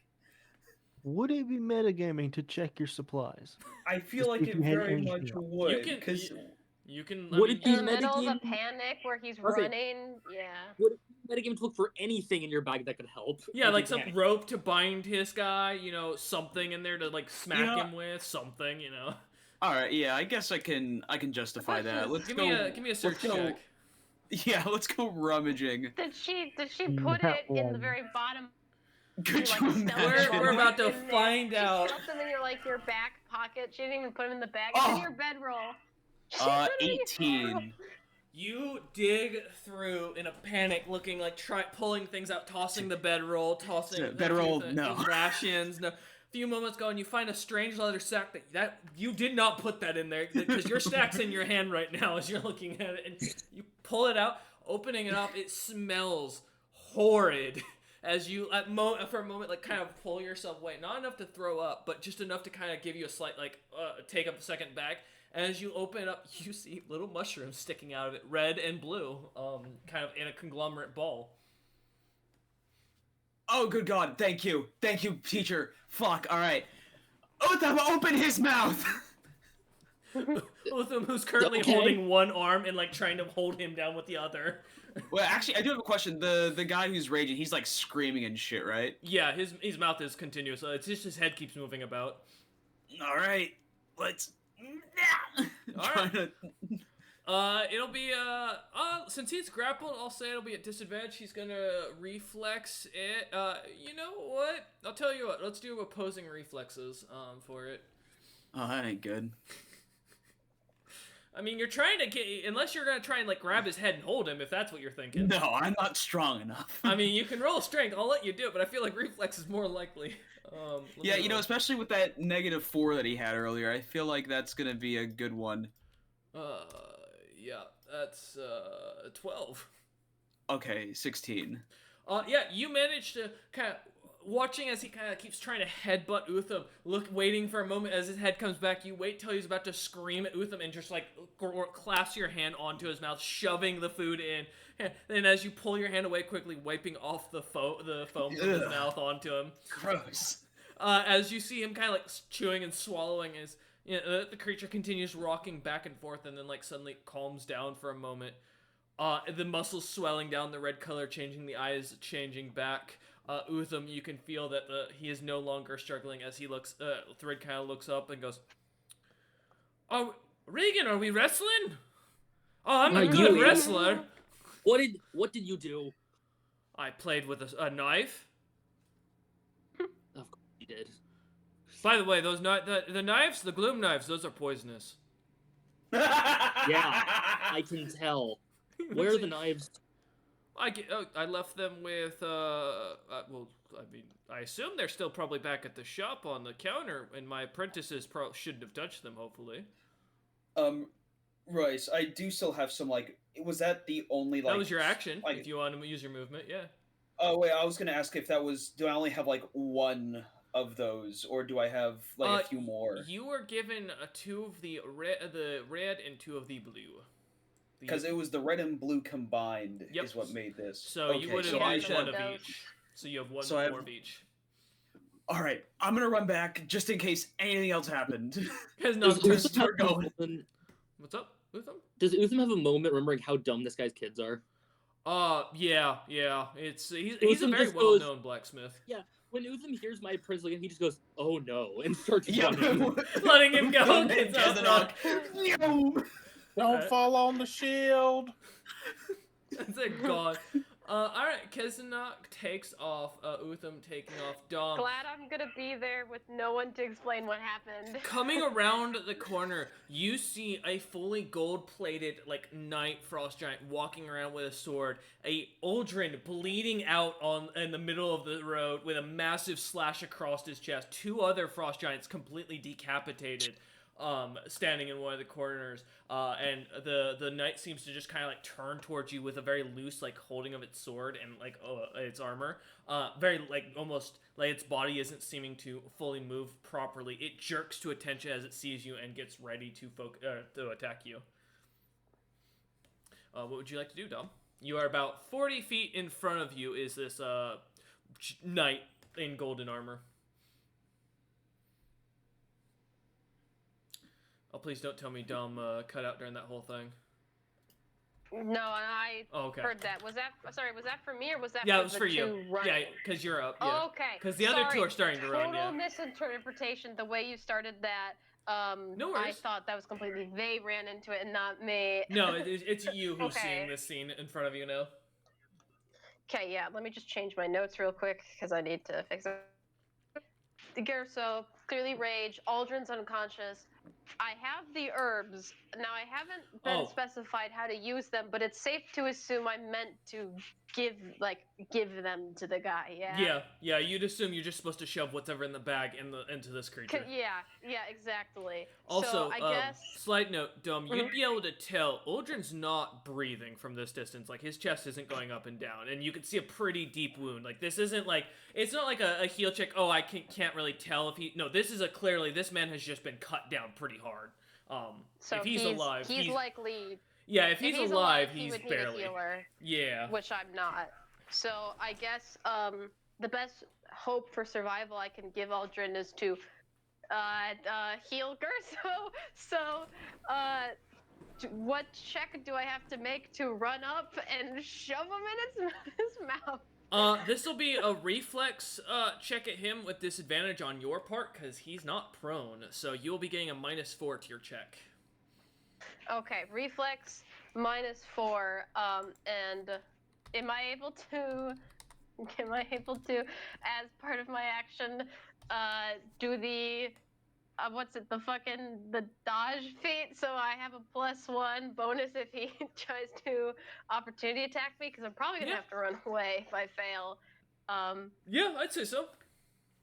Yeah, I'm like, Dom's just preparing to throw the herbs in his mouth, and if the herbs don't succeed, to get the hell out of there. I say it's either gonna be reflex or strength if you want to try and grab onto his head, but that will be Dom's a speedy light build. He's literally like trying to run up, shove him in, and like run away. Like he's very much relying on his speed. All so right. I'm just looking for my reflexes. You said a -4? You don't have to worry about that. I'll apply that. Yeah, you can just roll with your normal modifier. Okay. So that will be a Shit, I didn't roll good. It rolled off the 19. That's only a 13 total. 13 minus 4, so that'll I give you believe. a 9. He manages to easily dodge out of the way as you chuck these mushrooms at his head, managing to kind of dodge away and looks at you ready to take a swing. Then, with the rest of my movement, can I attempt to run back, like away from? Yeah, you I'll turn. incur the attack of opportunity. Yeah, you turn and you're gonna run. He is gonna take an attack of opportunity on you. I don't know how to fully apply. I think I just added to my AC, but I do get in total a +5 dodge bonus Okay. against the attacks of opportunity. All right. So keep that in mind on top of what you have. I assume that's just my touch AC, yeah? Yes, is correct. Or my normal AC. Okay. Does a 26 hit? Ah, man. You know, I actually, I have this cool item that gives me a 30 AC. So, no, yeah, that obviously hits. All right, as he swings to slash his... actually, Yes?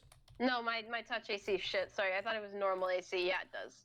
Yeah, as hit. he turns to swing at you with his sword, slashing into you, as you get cut, feel the 12 damage slash into your back. Are you still standing, Dom? No, I would have changed my HP because I do not have that much. Edit sheet. Yeah, you should be max HP for at least for your class. I don't know if I'm max. What's your hit die? Justin, did you build me at max? I don't actually know what the monk hit die is. I'd have to double check. Okay, so as a heads up, you can put the hit die down at the bottom for your own heads up, but it is a D8. So do you have 8 HP? I assume? Oh yeah. Yeah, as Added you my feel phone, coming sorry. behind you, your back, as you get slashed into, you feel the light go out as you slam into the ground, coughing up blood. You manage to drop unconscious. Yep. So I imagine because I failed to put him in his mouth, though, I do still have like the herbs in my hand, or at least nearby. Yeah, so assuming they'd if be I in your hand. died, everyone can come in and sort it themselves. As you finish your turn, now being unconscious, you too see a similar visage to Uldren. As suddenly you are now standing next to Uldren on this beach, this metallic-looking beach. This dwarven figure seeming to be walking closer and closer, still wearing the bronze armor, still carrying what looks to be now a hefty-looking axe on his in his hands as he walks towards you. Back up to the top, Uldren. As you stand there, the dwarf finally gets closer to you. As you suddenly see Dom appear right next to you, also undamaged and looking like they're fine. As you both stand on this beach, the dwarf coming closer and closer. Do you want to say or do anything, Uldren? Besides stand at attention. I will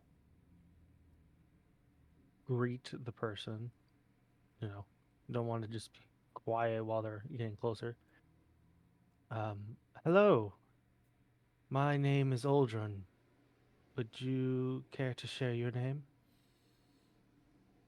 I'm your new benefactor. As of this day forth, I have a offer for you, a much better offer than what you've been given. You and the other frost giant, as he looks over at Dom. Frost? You both will be offered a contract. I assume you would like to go back to the living world? I would like to continue living, yes. He looks over at Dom. Can Dom tell? Because I obviously know this is technically like Uldren's turn, but can Dom tell if he's? I don't know if there's any way, just because we're rolling death saves, if he's fully dead or if he's state of near death, likely hallucinating or something to that degree. There's not really a check for it, and I would say with the fact that you wouldn't have enough experience with having been put down like this enough, this is a first for you, so you have no idea. I don't tend to just take contracts without being given more information. Where are we? Who are you? And he's like looking around, like on edge. He's still probably like in a position to run or Gurso because he was just in combat when he was knocked down. He's not like panicked, but he's definitely not like, oh, I'm chill with this like Uldren is. Oh, trust me, I'm not cool with this. I just understand that, hey, he's willing to work something out. I can ask questions. Okay, well, Dom, I don't think Dom has much expertise in. I'm assuming this is the divine, so he's not very done this. So yeah, that's what Dom Nunder says is he's like looking around. As he looks at you at that and goes, I offer you a chance at achieving your goals, a chance to go back to life, and all I ask is you to repay me this favor when I need it. Nothing more, nothing less.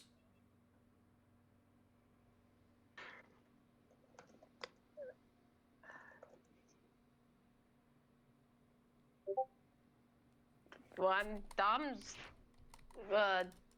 still processing Uldren. What are you reacting? As long as this deal doesn't come between my current allegiances, I don't see why not. As long as I can actually fulfill this favor, I'll do it to my best of accord. He kind of nods and goes, would you be willing to sign that? As you see, suddenly a contract comes up with exactly the words as he stated. A favor for a favor. And the favor cannot exceed anything more than what your life is worth.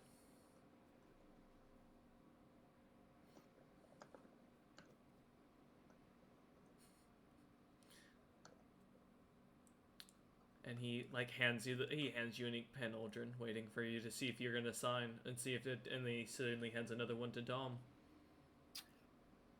Is there any other words like fine print, or is this that's all that's on there? Favor for a favor. Yeah. Favor cannot exceed what your life is worth. That's exactly the words that you see on there. And the words he said, both for my notes and just to make sure Dom heard correctly, is he will, as long as later on we pay him back a favor in full. Correct. Yes. Dom is still kind of looking at the contract, and he's looking at Uldren to kind of see what Uldren's doing because he's still a little disoriented. And also, you know. Go ahead, Uldren. Go on. So, I just got reminded of something that is supposed to be on my sheet. My man doesn't remember his own abilities. Yeah. I wake up due to Boar's adrenaline rush. Yeah, Dom, as you turn to look for Uldren, he's gone. And the dwarf just kind of looks at you now and smiles and goes, seems your friend has chosen, and we'll come back to you in a minute, Dom, on your turn. Okay, cool. Yeah, that gives me more time to think. Yeah, Uldren, as you now suddenly take a deep breath, the fucking chest wound hurts like a motherfucker. You suddenly, bright eyes as you look up and kind of stood up a little. I imagine sitting up, or you just kind of stay laying there for a second to assess the situation. I'm gonna lay here for a second to assess the situation of where I'm currently at, what's currently going on, as I realize, holy shit, I'm no longer dead. Yeah, give me a search check. What check. check? Search check. Okay. Yeah, no worries. I know my mic cuts out on occasion, so. I got a 14. You're fine. 14. You start to look about for a moment, and you suddenly see Grizo, the Golden Knight, rather, standing a few feet in front of you. What you can clearly see is Dom on the ground, on their face in the dirt, with a big back wound cut out. As you kind of slightly lean your head just enough forward, just so you can kind of look over your body to see what's right in front of you, and you start to hear behind you Kesnok yelling and shouting something about mushrooms, as Utham is on coming charging from the sounds of his yelling and screaming at his troops to follow after him. You look, that's all you get, Uldren, and then of course you can see above you, and as you kind of look above, you see the opening in the mountain, and for a moment, you're not sure but for a split second, you see a shadow at the very top of the mountain opening. It disappears just as quickly. I will look to Uldren. Yeah, I'm gonna look to myself. I'm gonna look to Utham, and then just kind of motion to my Kamas, in the manner of like drawing, and then point it towards the Golden Knight. Utham, give me a spot check to see if you even notice this slight movement from Uldren. Also, I believe I've. you'll have to remind me who that is off the top of my head, because the name's not ringing immediately. The cohort. Oh yeah, okay. That's a 30. Yeah, because the cohort auto responds when shit happens. Yeah.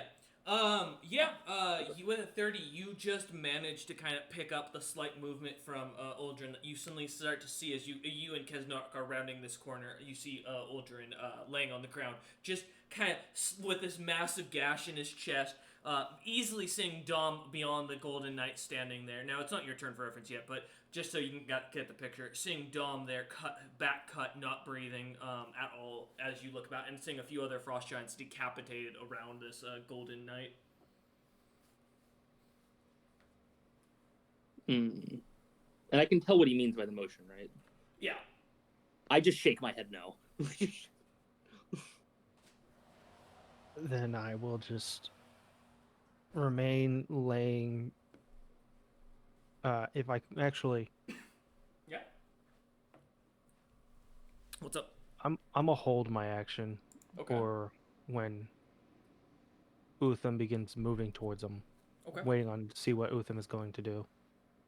All right. As you hold your action, Utham, you are up.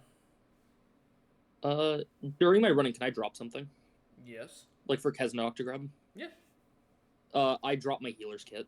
Okay. Kesnok, give me a reflex or save real quick to see if you can catch it. For sure. Would a natural 2022 work? Oh yeah, easily. So feel free to add that to your inventory. Healer's kit. All right, Utham. As you drop the kit, seeing Kesnok immediately catching on to what you're doing, grabbing it and holding it up to his chest, looking through it and getting ready for whatever could be coming around that corner. Yeah, I'm looking at something because I think I know what I'm gonna make. Yeah, okay. I'm going to do a bull rush. Oh. In other words, I'm doing a charging tackle to push this guy back. Yep. No, I caught that. Okay. All right. So, bull rush, I believe I move at double my normal speed as I charge. Yes. So, all right. So you're gonna be moving up to him, and this does provoke an attack of opportunity from him. So That's just fine. kind of keep that in mind. What's up? I was gonna ask, would I be able to assist with a trip attack to help knock him over? If you want to try and trip him, however, it's gonna be Utham is charging at him basically with a bull rush, so he's not coming towards him. So you just have as much likely a chance to chip Utham, but you can try to trip him if you want to try and aim for it. No, I'll hold off. I don't want to take that chance. Okay. As you start to bull rush, he's going to take his attack of opportunity. As he was not expecting your thing coming through. Let me pull up his attack thing. What's his bonus? Oh, okay, that's right.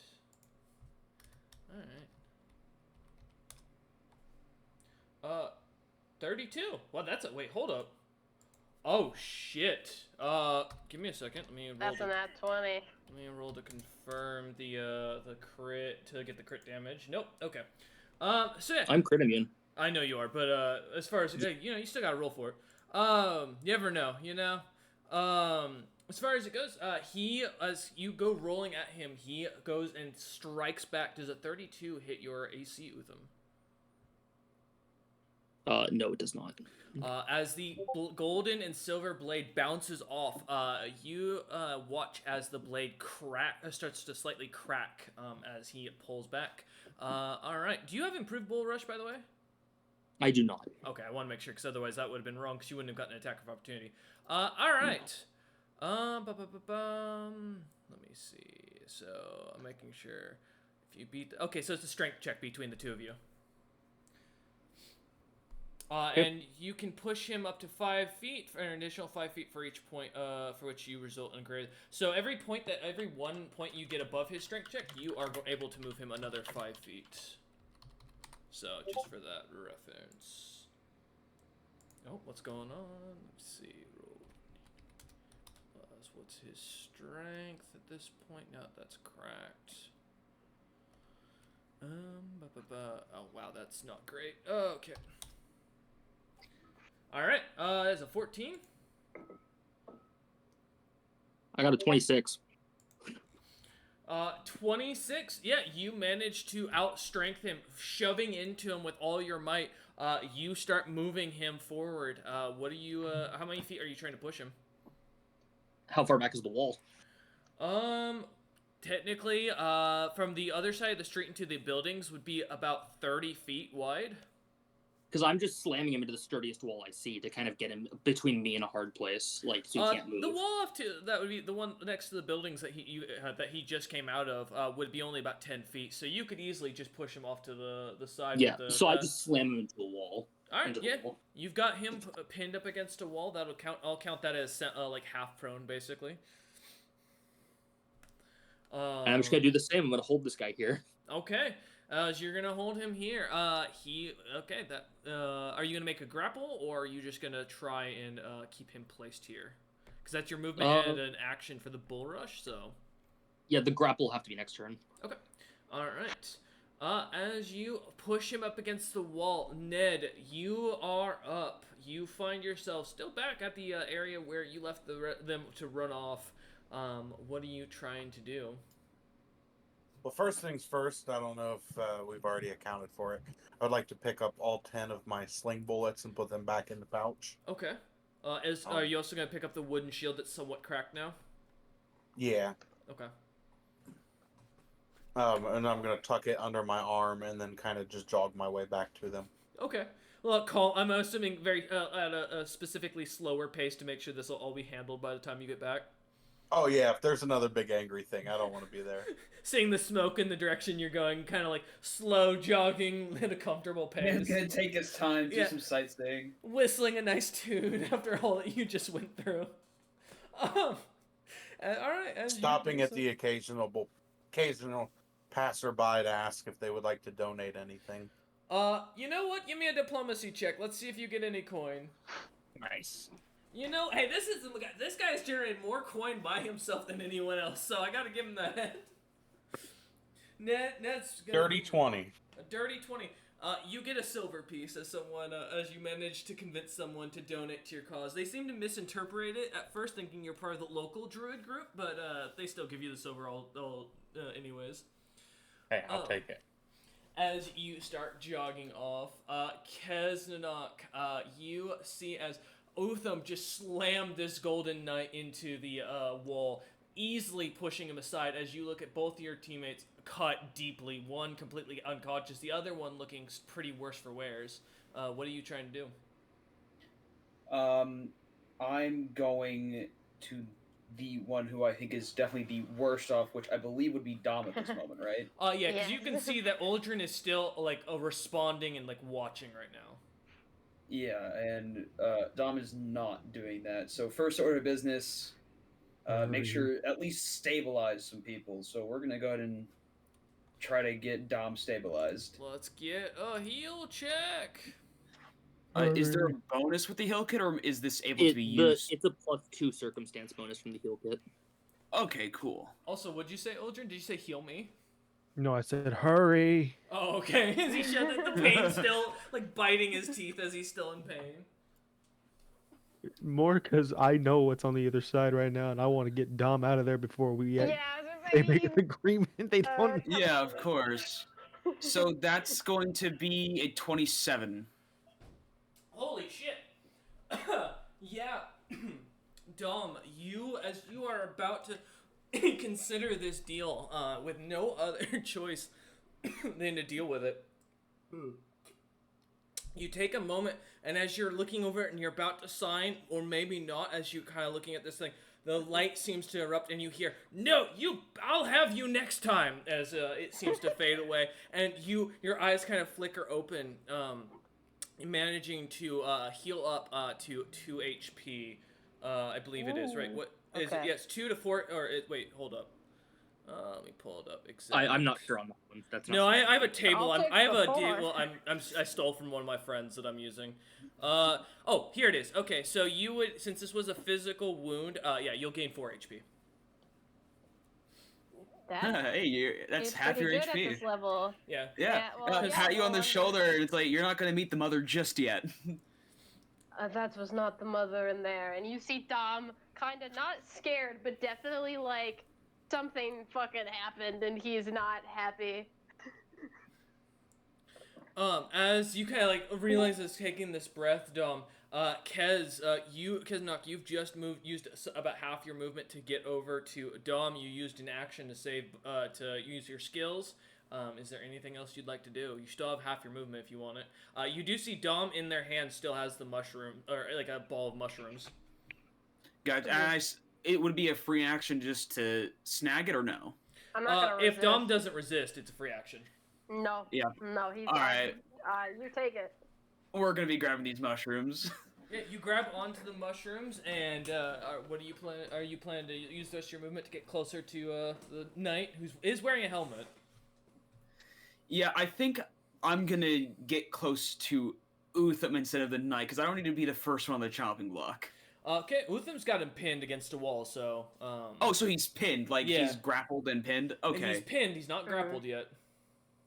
Okay. Then we're just gonna risk it for the biscuit. I'll just make my way over there then, giving some, space. I'm not gonna be like within like 5 feet of the guy. Yeah, you start walking over, heading over to him. Uldren, like still bleeding, still in pain, but you walk over. As you do, Utham seems to have him stuck up against the wall, just holding him with pure strength, as it looks like the knight is starting to resist. Looking him over, just as a full thing, his face mask or his helmet does have a full face mask on it. Just to note. Gotcha. And I won't be able to do anything else. Okay. Dom, you are stabilized. The wound is still just barely closed. You're still in pain. What do you want to do? Hang on, I'm gonna double check the thing I want to do just to make sure I'm actually getting the wording correct. I believe it's aid another. I think that's actually what it's especially called. I basically want to help. If I'm able to, I might not be able to aid Kaz in whatever skill check he's to toss that thing or shove it into Gerso's mouth. So if there's a way Yes. I can like So that give him would a be bonus on that. Yep. Aid another would be so he'll get a +2 bonus when he does, but that's on attacks or against AC. That does not necessarily apply to. It says C also aid another during a skill check, but yeah, I don't know if that counts during like combat or not. The aid another. Yeah, I'll say it does. That's fine. If it says it allow it for skill checks, I am down Yeah, with that. flavor wise, if it I don't know if you would want it to be like Dom either following after Keznok to help him, or if it's Dom like jumping in front of Gerso like as another distraction on top of Utham to basically like keep his eyes off of Kez. But basically Dom gets brought back up and is throwing himself right back into the fray. All right, yes, you charge forward, Atta trying to get his boy. attention. Like grabbing onto the sword arm and trying to, I assume, like keep the sword from being swung or moved Yeah. around. Yeah, he's not strong enough to help Utham grapple, but he's basically like antagonizing Gerso so it's even harder to fend people off. All right. Like a fly, like an annoying fly in his face. As you do, go ahead and give me a just a strength check. Let's see what you can do with it. Okay, guys, this will go great. Actually, not bad. With my 10. could have been a lot worse. As you like try to grab onto him and hold a push against his sword arm, he starts to kind of resist a slight bit, and you feel as you kind of get pushed away after a few moments, as his arms just seem to be too strong, or he's too enraged at this point to be easily manhandled. Utham still struggling and grunting as he's holding this man against the wall, wall slightly cracking. All right. Is there anything else you'd like to try and do, Dom, as the strength check did not succeed? That was my standard action, right? Yep. I'm trying to double check what I could do besides. You still have your action movement. stuff. You still have most of your movement speed because you would have only moved about 5 feet. So Yeah. if you want to Would kind he of stay here, would he get a attack of opportunity if I moved? Is the real question. I feel like he would, right? 'Cause he's not pinned. yeah, he would, but he'd be at disadvantage because Utham's got him blocked up against a wall. Oh, bro, you've been rolling kind of good. Hang on, I'm just checking what the free actions are in 3rd edition. No worries. 3.5. Two. Yeah. That's Just to what I make clear, meant. very different. A different system there. Yeah, of course. Those are full round actions. Free actions. Drop an item, drop to the floor. Speak! Stop it! I think. Yeah. Good.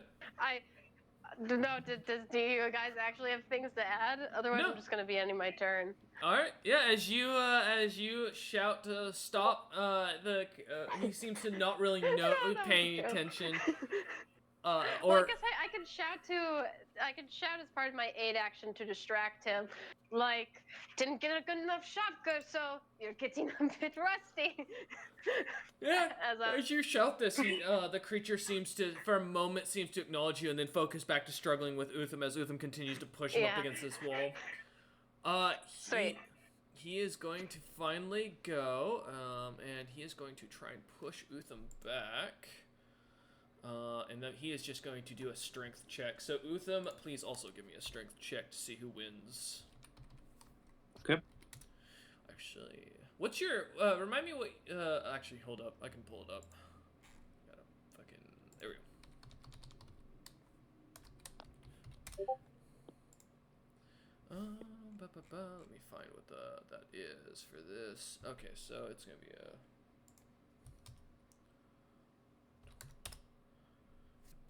that's a 35 to push you back. For a raw strength check, Yes. I can't beat that. I'm gonna say nat 20. All right. As well, you can try and roll. Even you. Okay. Dom believes in you. Let's see. That is not an nat 20. That is not. Now, as you feel You him have failed me, push, Reagan. for the muscle seeming to increase on this creature, you can hear some like the splitting and tearing from inside the armor, and you can feel something like warm and wet smacking onto your arms, Utham, as this creature. You know it's Gerso, but you don't. This is definitely not Gerso's strength. He's a tiny, skinny man comparatively. To push you would mean he'd be ridiculously strong. As he shoves forward, though, you continue to hear the sound, and he pushes you off him. He is going to immediately try and just move right up on you, because that's his action. And he is going to get right up, push right into your face with him, ignoring both Kez and Dom on the side. And he is going to end his turn. At the very top of the order, Uldren, you are now standing, you're at this point about less than a foot away with you laying down from where Utham and Gerso are pushing each other back and forth at this point. What would you like to do? I think the better question is, what can I do at this point? Like, I don't have a lot of health, and None of us do, besides Utham. I don't have the strength necessary to help assisting in grappling this man. I mean, the only thing I think I can do is, take off the guy's helmet. Bro, that would be enough. So I will do that. Are you about to Spider-Man this guy? Or fucking I will. Thanos Spider-Man situation? Yes. Alright. Yeah, it's gonna be a grapple check, because you're gonna be getting onto him. Oh, yeah, I mean, well, you're not trying to stop him, I guess. No, I'm just You going can for do the a you can do helmet. a climbing check followed by a reflex, take the helmet off. Yeah, you know what? I agree with that. I agree. That works. Let's do that. Let's do climb plus reflex. That's fair. 'Cause Climb. Reflex or sleight of hand, whichever. No, I'd say reflex because I you're believe in definitely you. trying to like pull while this guy is trying not to. There is nothing not, like, slight grab about you. this. Yeah, he's not trying to avoid the guy like seeing. He's trying to avoid the guy Major grabbing him and hand throwing check. him. Major hit. So yeah. Strength of hand check. All right. Wow. Okay, that's cool. So climb is a 10. Uh-huh. Reflex is a 3. As you climb onto, grabbing onto his back, the wound in your chest still fucking hurts. Like, you may be alive and still able to stay awake. It's still painful. You, not used to this amount of pain, not used to being struck down so easily, try to grab onto him, grabbing onto his feet and slowly pulling yourself up. Utham, you watch as this man, like, is trying to get up. As he gets himself fully on top, Uldren, the blood loss or something starts to cause your body to grow weak, and as you grab onto his helmet, you start to shake it a little bit, and almost immediately you feel the guy kind of brush your hand off with very little difficulty. Can I try again? I mean, that's your action. You didn't, I mean, technically, as far as it goes, you didn't move because you just climbed straight. Yeah, I'll tell you what, you know what, I'll give you another action for free, for another reflex one. Alright. Let's see if it'll let me roll with reflex this time. Nope, I've got to roll a d20. Plus 2. That's a 12. Good luck. That's a 12? Alright, well, this time I actually have to roll, because he can actually not beat that. Caleb, what's your dex? My dex is 15. Your dex is added to the 2 you get from being a ninja. Which in that case would be... It'd be a 14 in this Yeah. case instead of a 12. Yeah. So you add another 2 onto it. Yeah, you're good. But with his reflex being, oh, well, that's not good currently. Well, that's...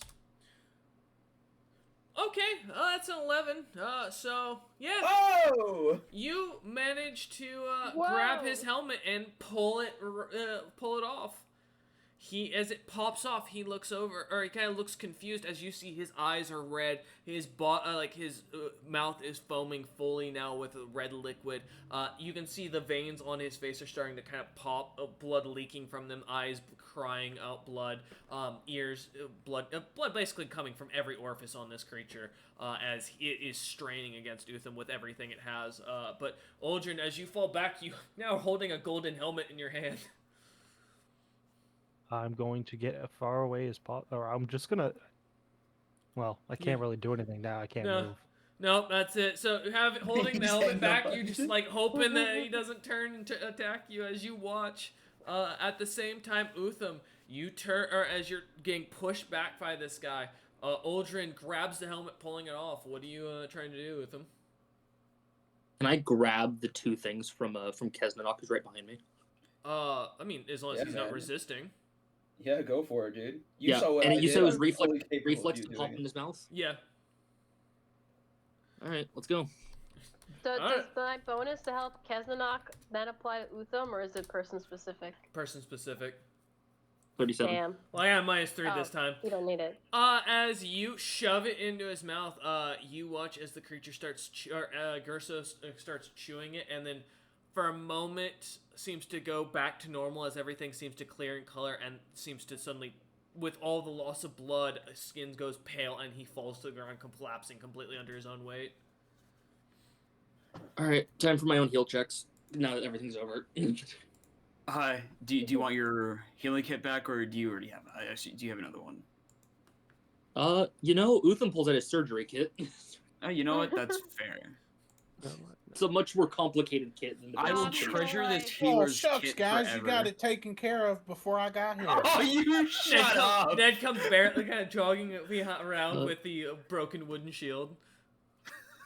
Yeah, I'm gonna kind of grab Uldren and lay him next because I'm kind of working on both Alright. of them. Yeah, it could be Yeah, 2 Dom's heal just checks. nearby, like leaning against the wall, like trying to catch his breath because Yo, he's also still pretty. Can fucked I up. can I be your assistant, Mr. Utham? Like, you know?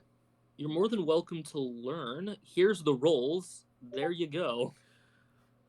43, okay. Alright. That second was a 4. was quite upset. Yeah. So, which one are you using on who specifically? The first was on Uldren because he's much squishier. Uldren, and he's- you are brought back to 1 HP. However, it will take, but you do fall completely unconscious for the next hour, as your body's recovering. Thank you. Yeah, it's like, oh yeah, and then the medication, the pain med, like some of the pain meds from his kit suddenly kicks in and you're out. Gerso, as you start working on him, does not make a recovery, Utham, and you, after after about a half an hour of trying, does completely pass on from his wounds. I assume all the damage from the poison was just too much for how long it lasted. As you pull the armor off, you see all of his muscles literally tore through the skin, and were like his body eviscerated itself to push you back. There's no way his body should have been capable of doing something like that naturally. He was too physically weak. Yeah, I don't think my healing magic would have been able to do a thing with this either. However, you also have a scary realization that if Thread had gotten this bad, you probably would have been easily squished. Well, yeah, if it brought this guy who, had like a 10 and strength of 12, Uh-huh. to have a plus 20, Yes. I don't want to think about what Thread would have had, which he would probably have close to a 30 naturally in strength. As you lot, Does this did this magic man still have the dagger on him? he does not. Okay. His dagger, talking to Utham, hey, the dagger might still be at his magic shop. We probably want to get that secured. Speaking of the magic, Nitwit, there's a dagger still there, and Stupid Sons, if I'm correct. Yes, one of them comes Yeah. walking out holding the dagger in a very thick leather glove, like waving it at you guys. Okay, maybe not that dumb. He's fine. He's fine. Hey, guys, it poked one of the dogs. No, not again. No, god damn Did the it! runes activate? Did the runes activate? That's the big thing. It was Yeah, was there any poison left in the dagger? I guess that's the fair ask. as he comes over and hands it off, you look at, there's no container, there's nothing left in it. Okay. And he kind of points out, he goes, yeah, the other one was empty. Didn't have a poison contraption in it, so it turns out only one of them had it in it. That's at least the one what you get, only one of the two. Oh, hang on, there's another. Can I play with that one? No. Oh, but I'm stronger than my dad. It's not about He strength. kind of like flexes, and you see the massive bicep. He goes, look. Oh, I'm just gonna motion to the body and just like, this is what it does to people. Just everything torn, everything ripped to shreds. That's. That looks like it's kind of bad. Is he gonna be okay? No, Oh, he's dead. Oh, so is it like 100% fatal? Well, we saved As your far as dad. as far as we know. Kind At of least hearing that if Kez it's notes not says dealt with. it. If it's not dealt with quickly. Huh. Needs to be dealt with quickly. It kind of pulls out this little vial of purple liquid and kind of hands it to you with him and goes, I guess I shouldn't drink this later. And no. I got handed this by some random woman. Some female frost giant just said, here, it's a tasty thing to make with alcohol. And then she said she would meet me later if I drank it. How long ago was this? Moments ago. I don't know. She left in like a poof of smoke. Kind of like how the old lady does it. Where did she say to meet you? On top of this, when he points up at the outlet. The top of the mountain, in which Aldrin saw the. The fit something. Yeah. That's However, definitely Olgin's a currently wound like unconscious in the background, Yeah. so because he Yeah, just so got, we don't know that. No. Also, Okay. Dom is still in a lot of pain. Well, Yeah. I mean, yeah, you are, but you're at pressed half against the health. wall. Yeah, he's like pressed against the wall, leaning his weight, but still in the conversation. All right, We're looking at Utham like, it's definitely a gloom wagon. We probably need to send. Utham So- is going to stand tall, and he's going to blow his whistle that he uses to call Sharoon. Sharoon Alright. appears, and as you see, Sharoon looks a little worse for wears. Oh. A couple of looks to be stab wounds and other such battle marks on the creature. Anything that hasn't already been dealt with, like medically. They're all cleaned and taken care of, but they're definitely fresh.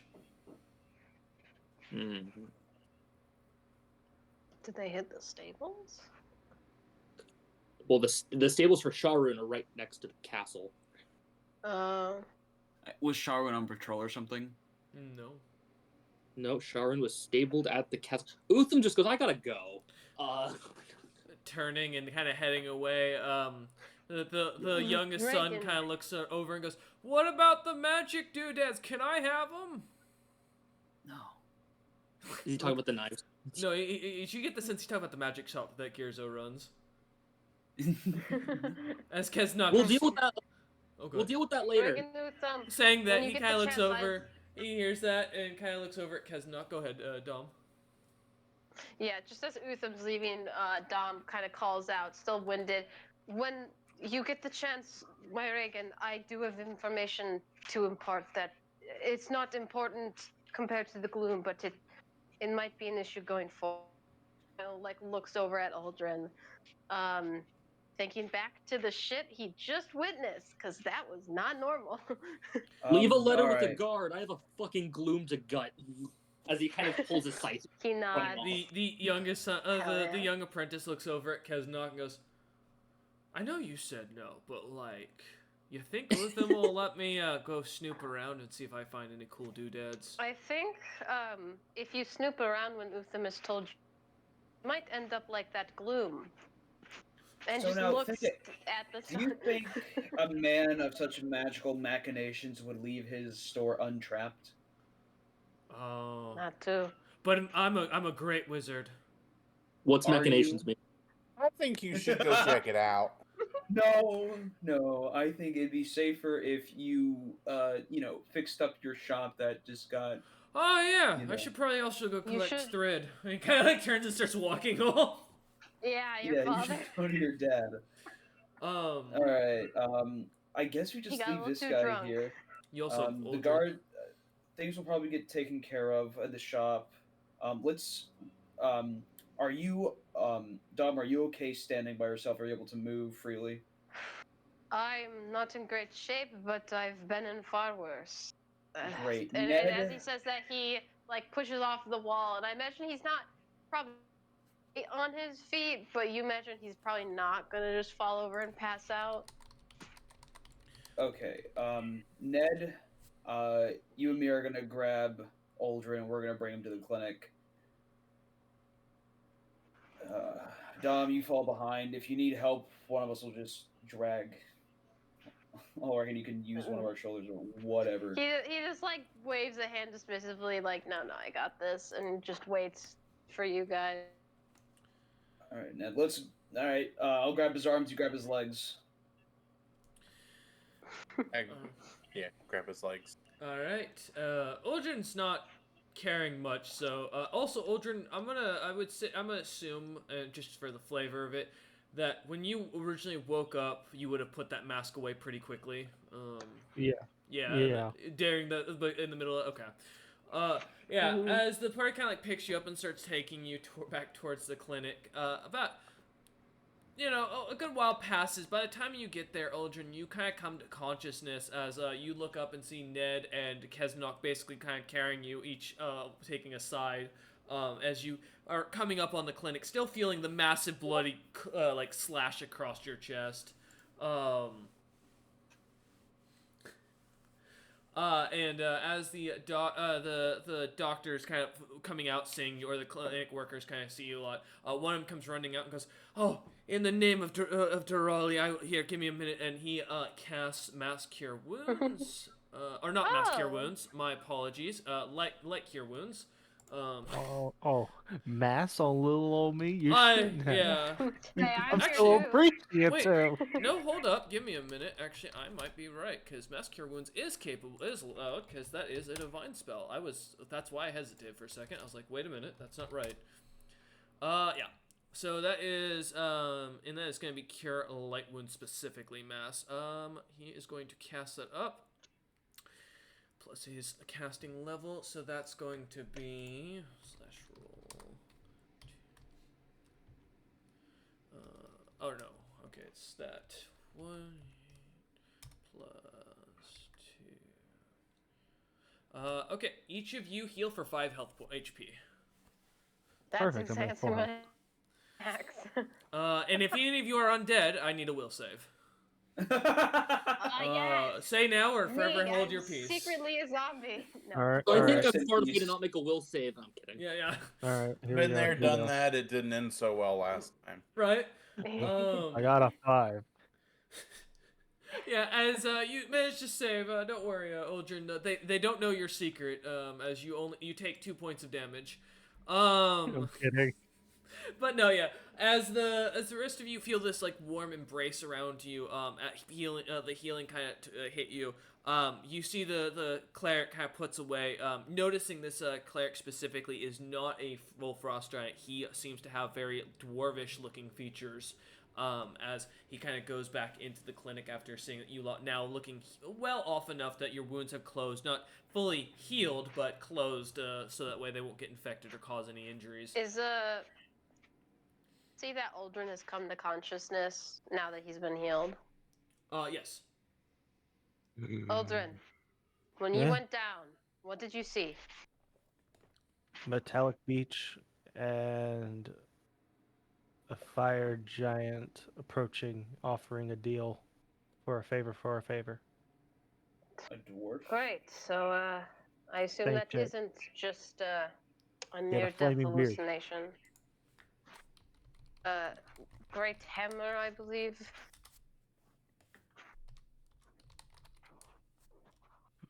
Yes. Kesnanok, you are a pious man. Is there a god that takes that form? I assume. Would Royce knowledge religion? Correct. Please, 18. Robert. 18. There's not a god in existence that fits that description in the slightest. Yep. Sorry guys. Nothing I know. Nothing that's a major god currently. Might be something up and coming, or just a powerful being in itself. Well, whatever it is, Uldren had the privilege to just drop out. And he kind of gives Uldren a look. When I was healed and came to, I don't know if he was just yelling or speaking to me, but said he planned to get me next time. I'm assuming this is going to be a reoccurring issue, potentially, whether this is a god or simply a being of power. Reganutham's too busy to deal with it, but when we get the chance, perhaps we should do research into what it might be. I don't Mhm. think I want to be caught off guard by something like that. And he kind of sneers, clearly not happy that he was about to be forced or almost forced into a contract. He seems very pissed off. Well, by the mother, I will do my best to make sure you don't succumb to death anytime soon. Yes, I do have to thank you, by the way, for stabilizing me. I be quick enough to leap out of the way of the blade, but clearly I still need to get back to my full strength. Travel's been rough on me. And he kind of like looks down at himself. Well, I'm exhausted after a day of education and whatever just happened. Looking at the wounds of your party members, looking at the fact that you know they're still gonna have to actually get bed rest for a few days before they can actually go do any jobs, because the numbers and the coins you're gonna be missing out because of this fight start to add up and start to really make the exhaustion you are already feeling Hey, really hit. I'm Alright, fully healed. I'm good to, well, to keep listen. going. You aren't actually. Your body, your health points are back. The wound is not healed necessarily. Keep that in mind. 3.5 wounds work okay. way different. You have to actually take down time to heal wounds now. Yeah. What do you they two do are if you don't pro- heal them? They can Get fester. infected. Yeah, and I start Okay, taking okay, content that's what health I points. thought. Yeah, you two are gonna have to get bed rest. I'll try to see if I can pick up some work here at the clinic to keep up with expenses. As you say, Dom will have to get bed rest. You notice that like dark, irritated expression grows his face again. He does not seem You listen happy here, about young man. You listen here. I pull You out need your bed rest, otherwise you're not gonna go big and strong. Oldrin, would Well, you? Good. I'm glad I didn't dump out the ink because I pull out a piece of parchment paper, that Uh-huh. inkwell and pen. I'm starting to write what I saw in my vision down on paper. He's gonna keep a dream Yeah. journal. Oh no, We this might is have to, me and him. I'm delivering this thing. This thing needs to be shared. Ned not also looking at his up and down his body, fully fine. Hootie was it the owl's name? Yeah.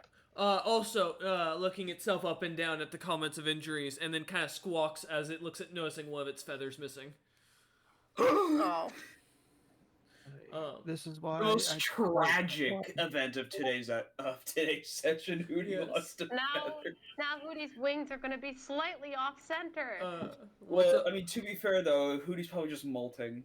What's up, Oldrin, as well? This is why I don't fight on the front lines.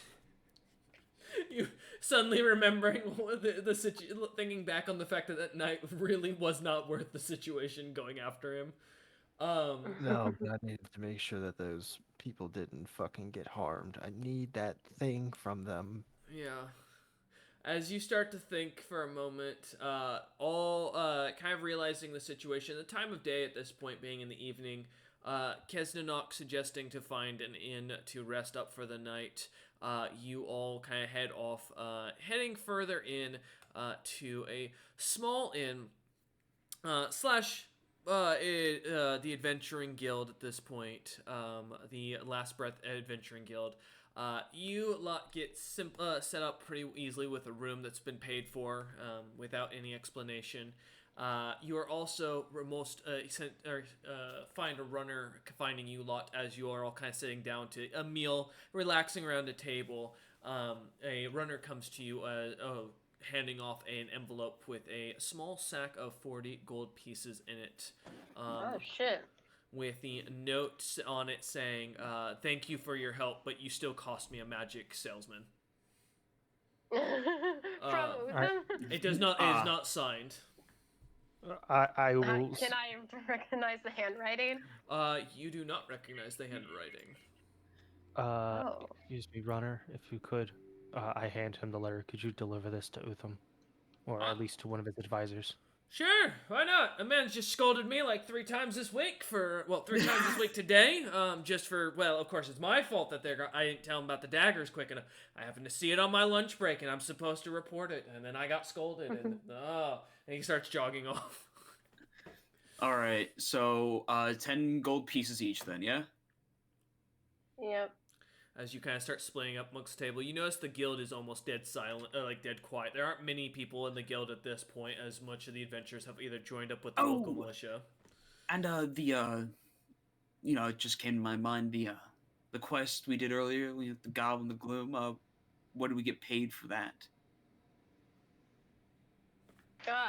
Right. I assume I can't remember who had the gold, so I'm gonna assume. Oh yeah, that was had me. it, or okay, no, you Yeah. has Yeah, his portion. Right. I distribute. Because- It's 2 gold each. That's fair enough. We only did kill the goblin. It was more of the information they paid us for, but Yeah. whenever I'm not forced into bed rest, he kind of does give Kez a look. I'm more than happy to hunt down the rest of them, especially if they're enraged like that. After They're that wound threats. heals. In the morning, I'll change your bandages. Only if it's not a hassle. I mean, I don't mind changing them myself. This is my livelihood.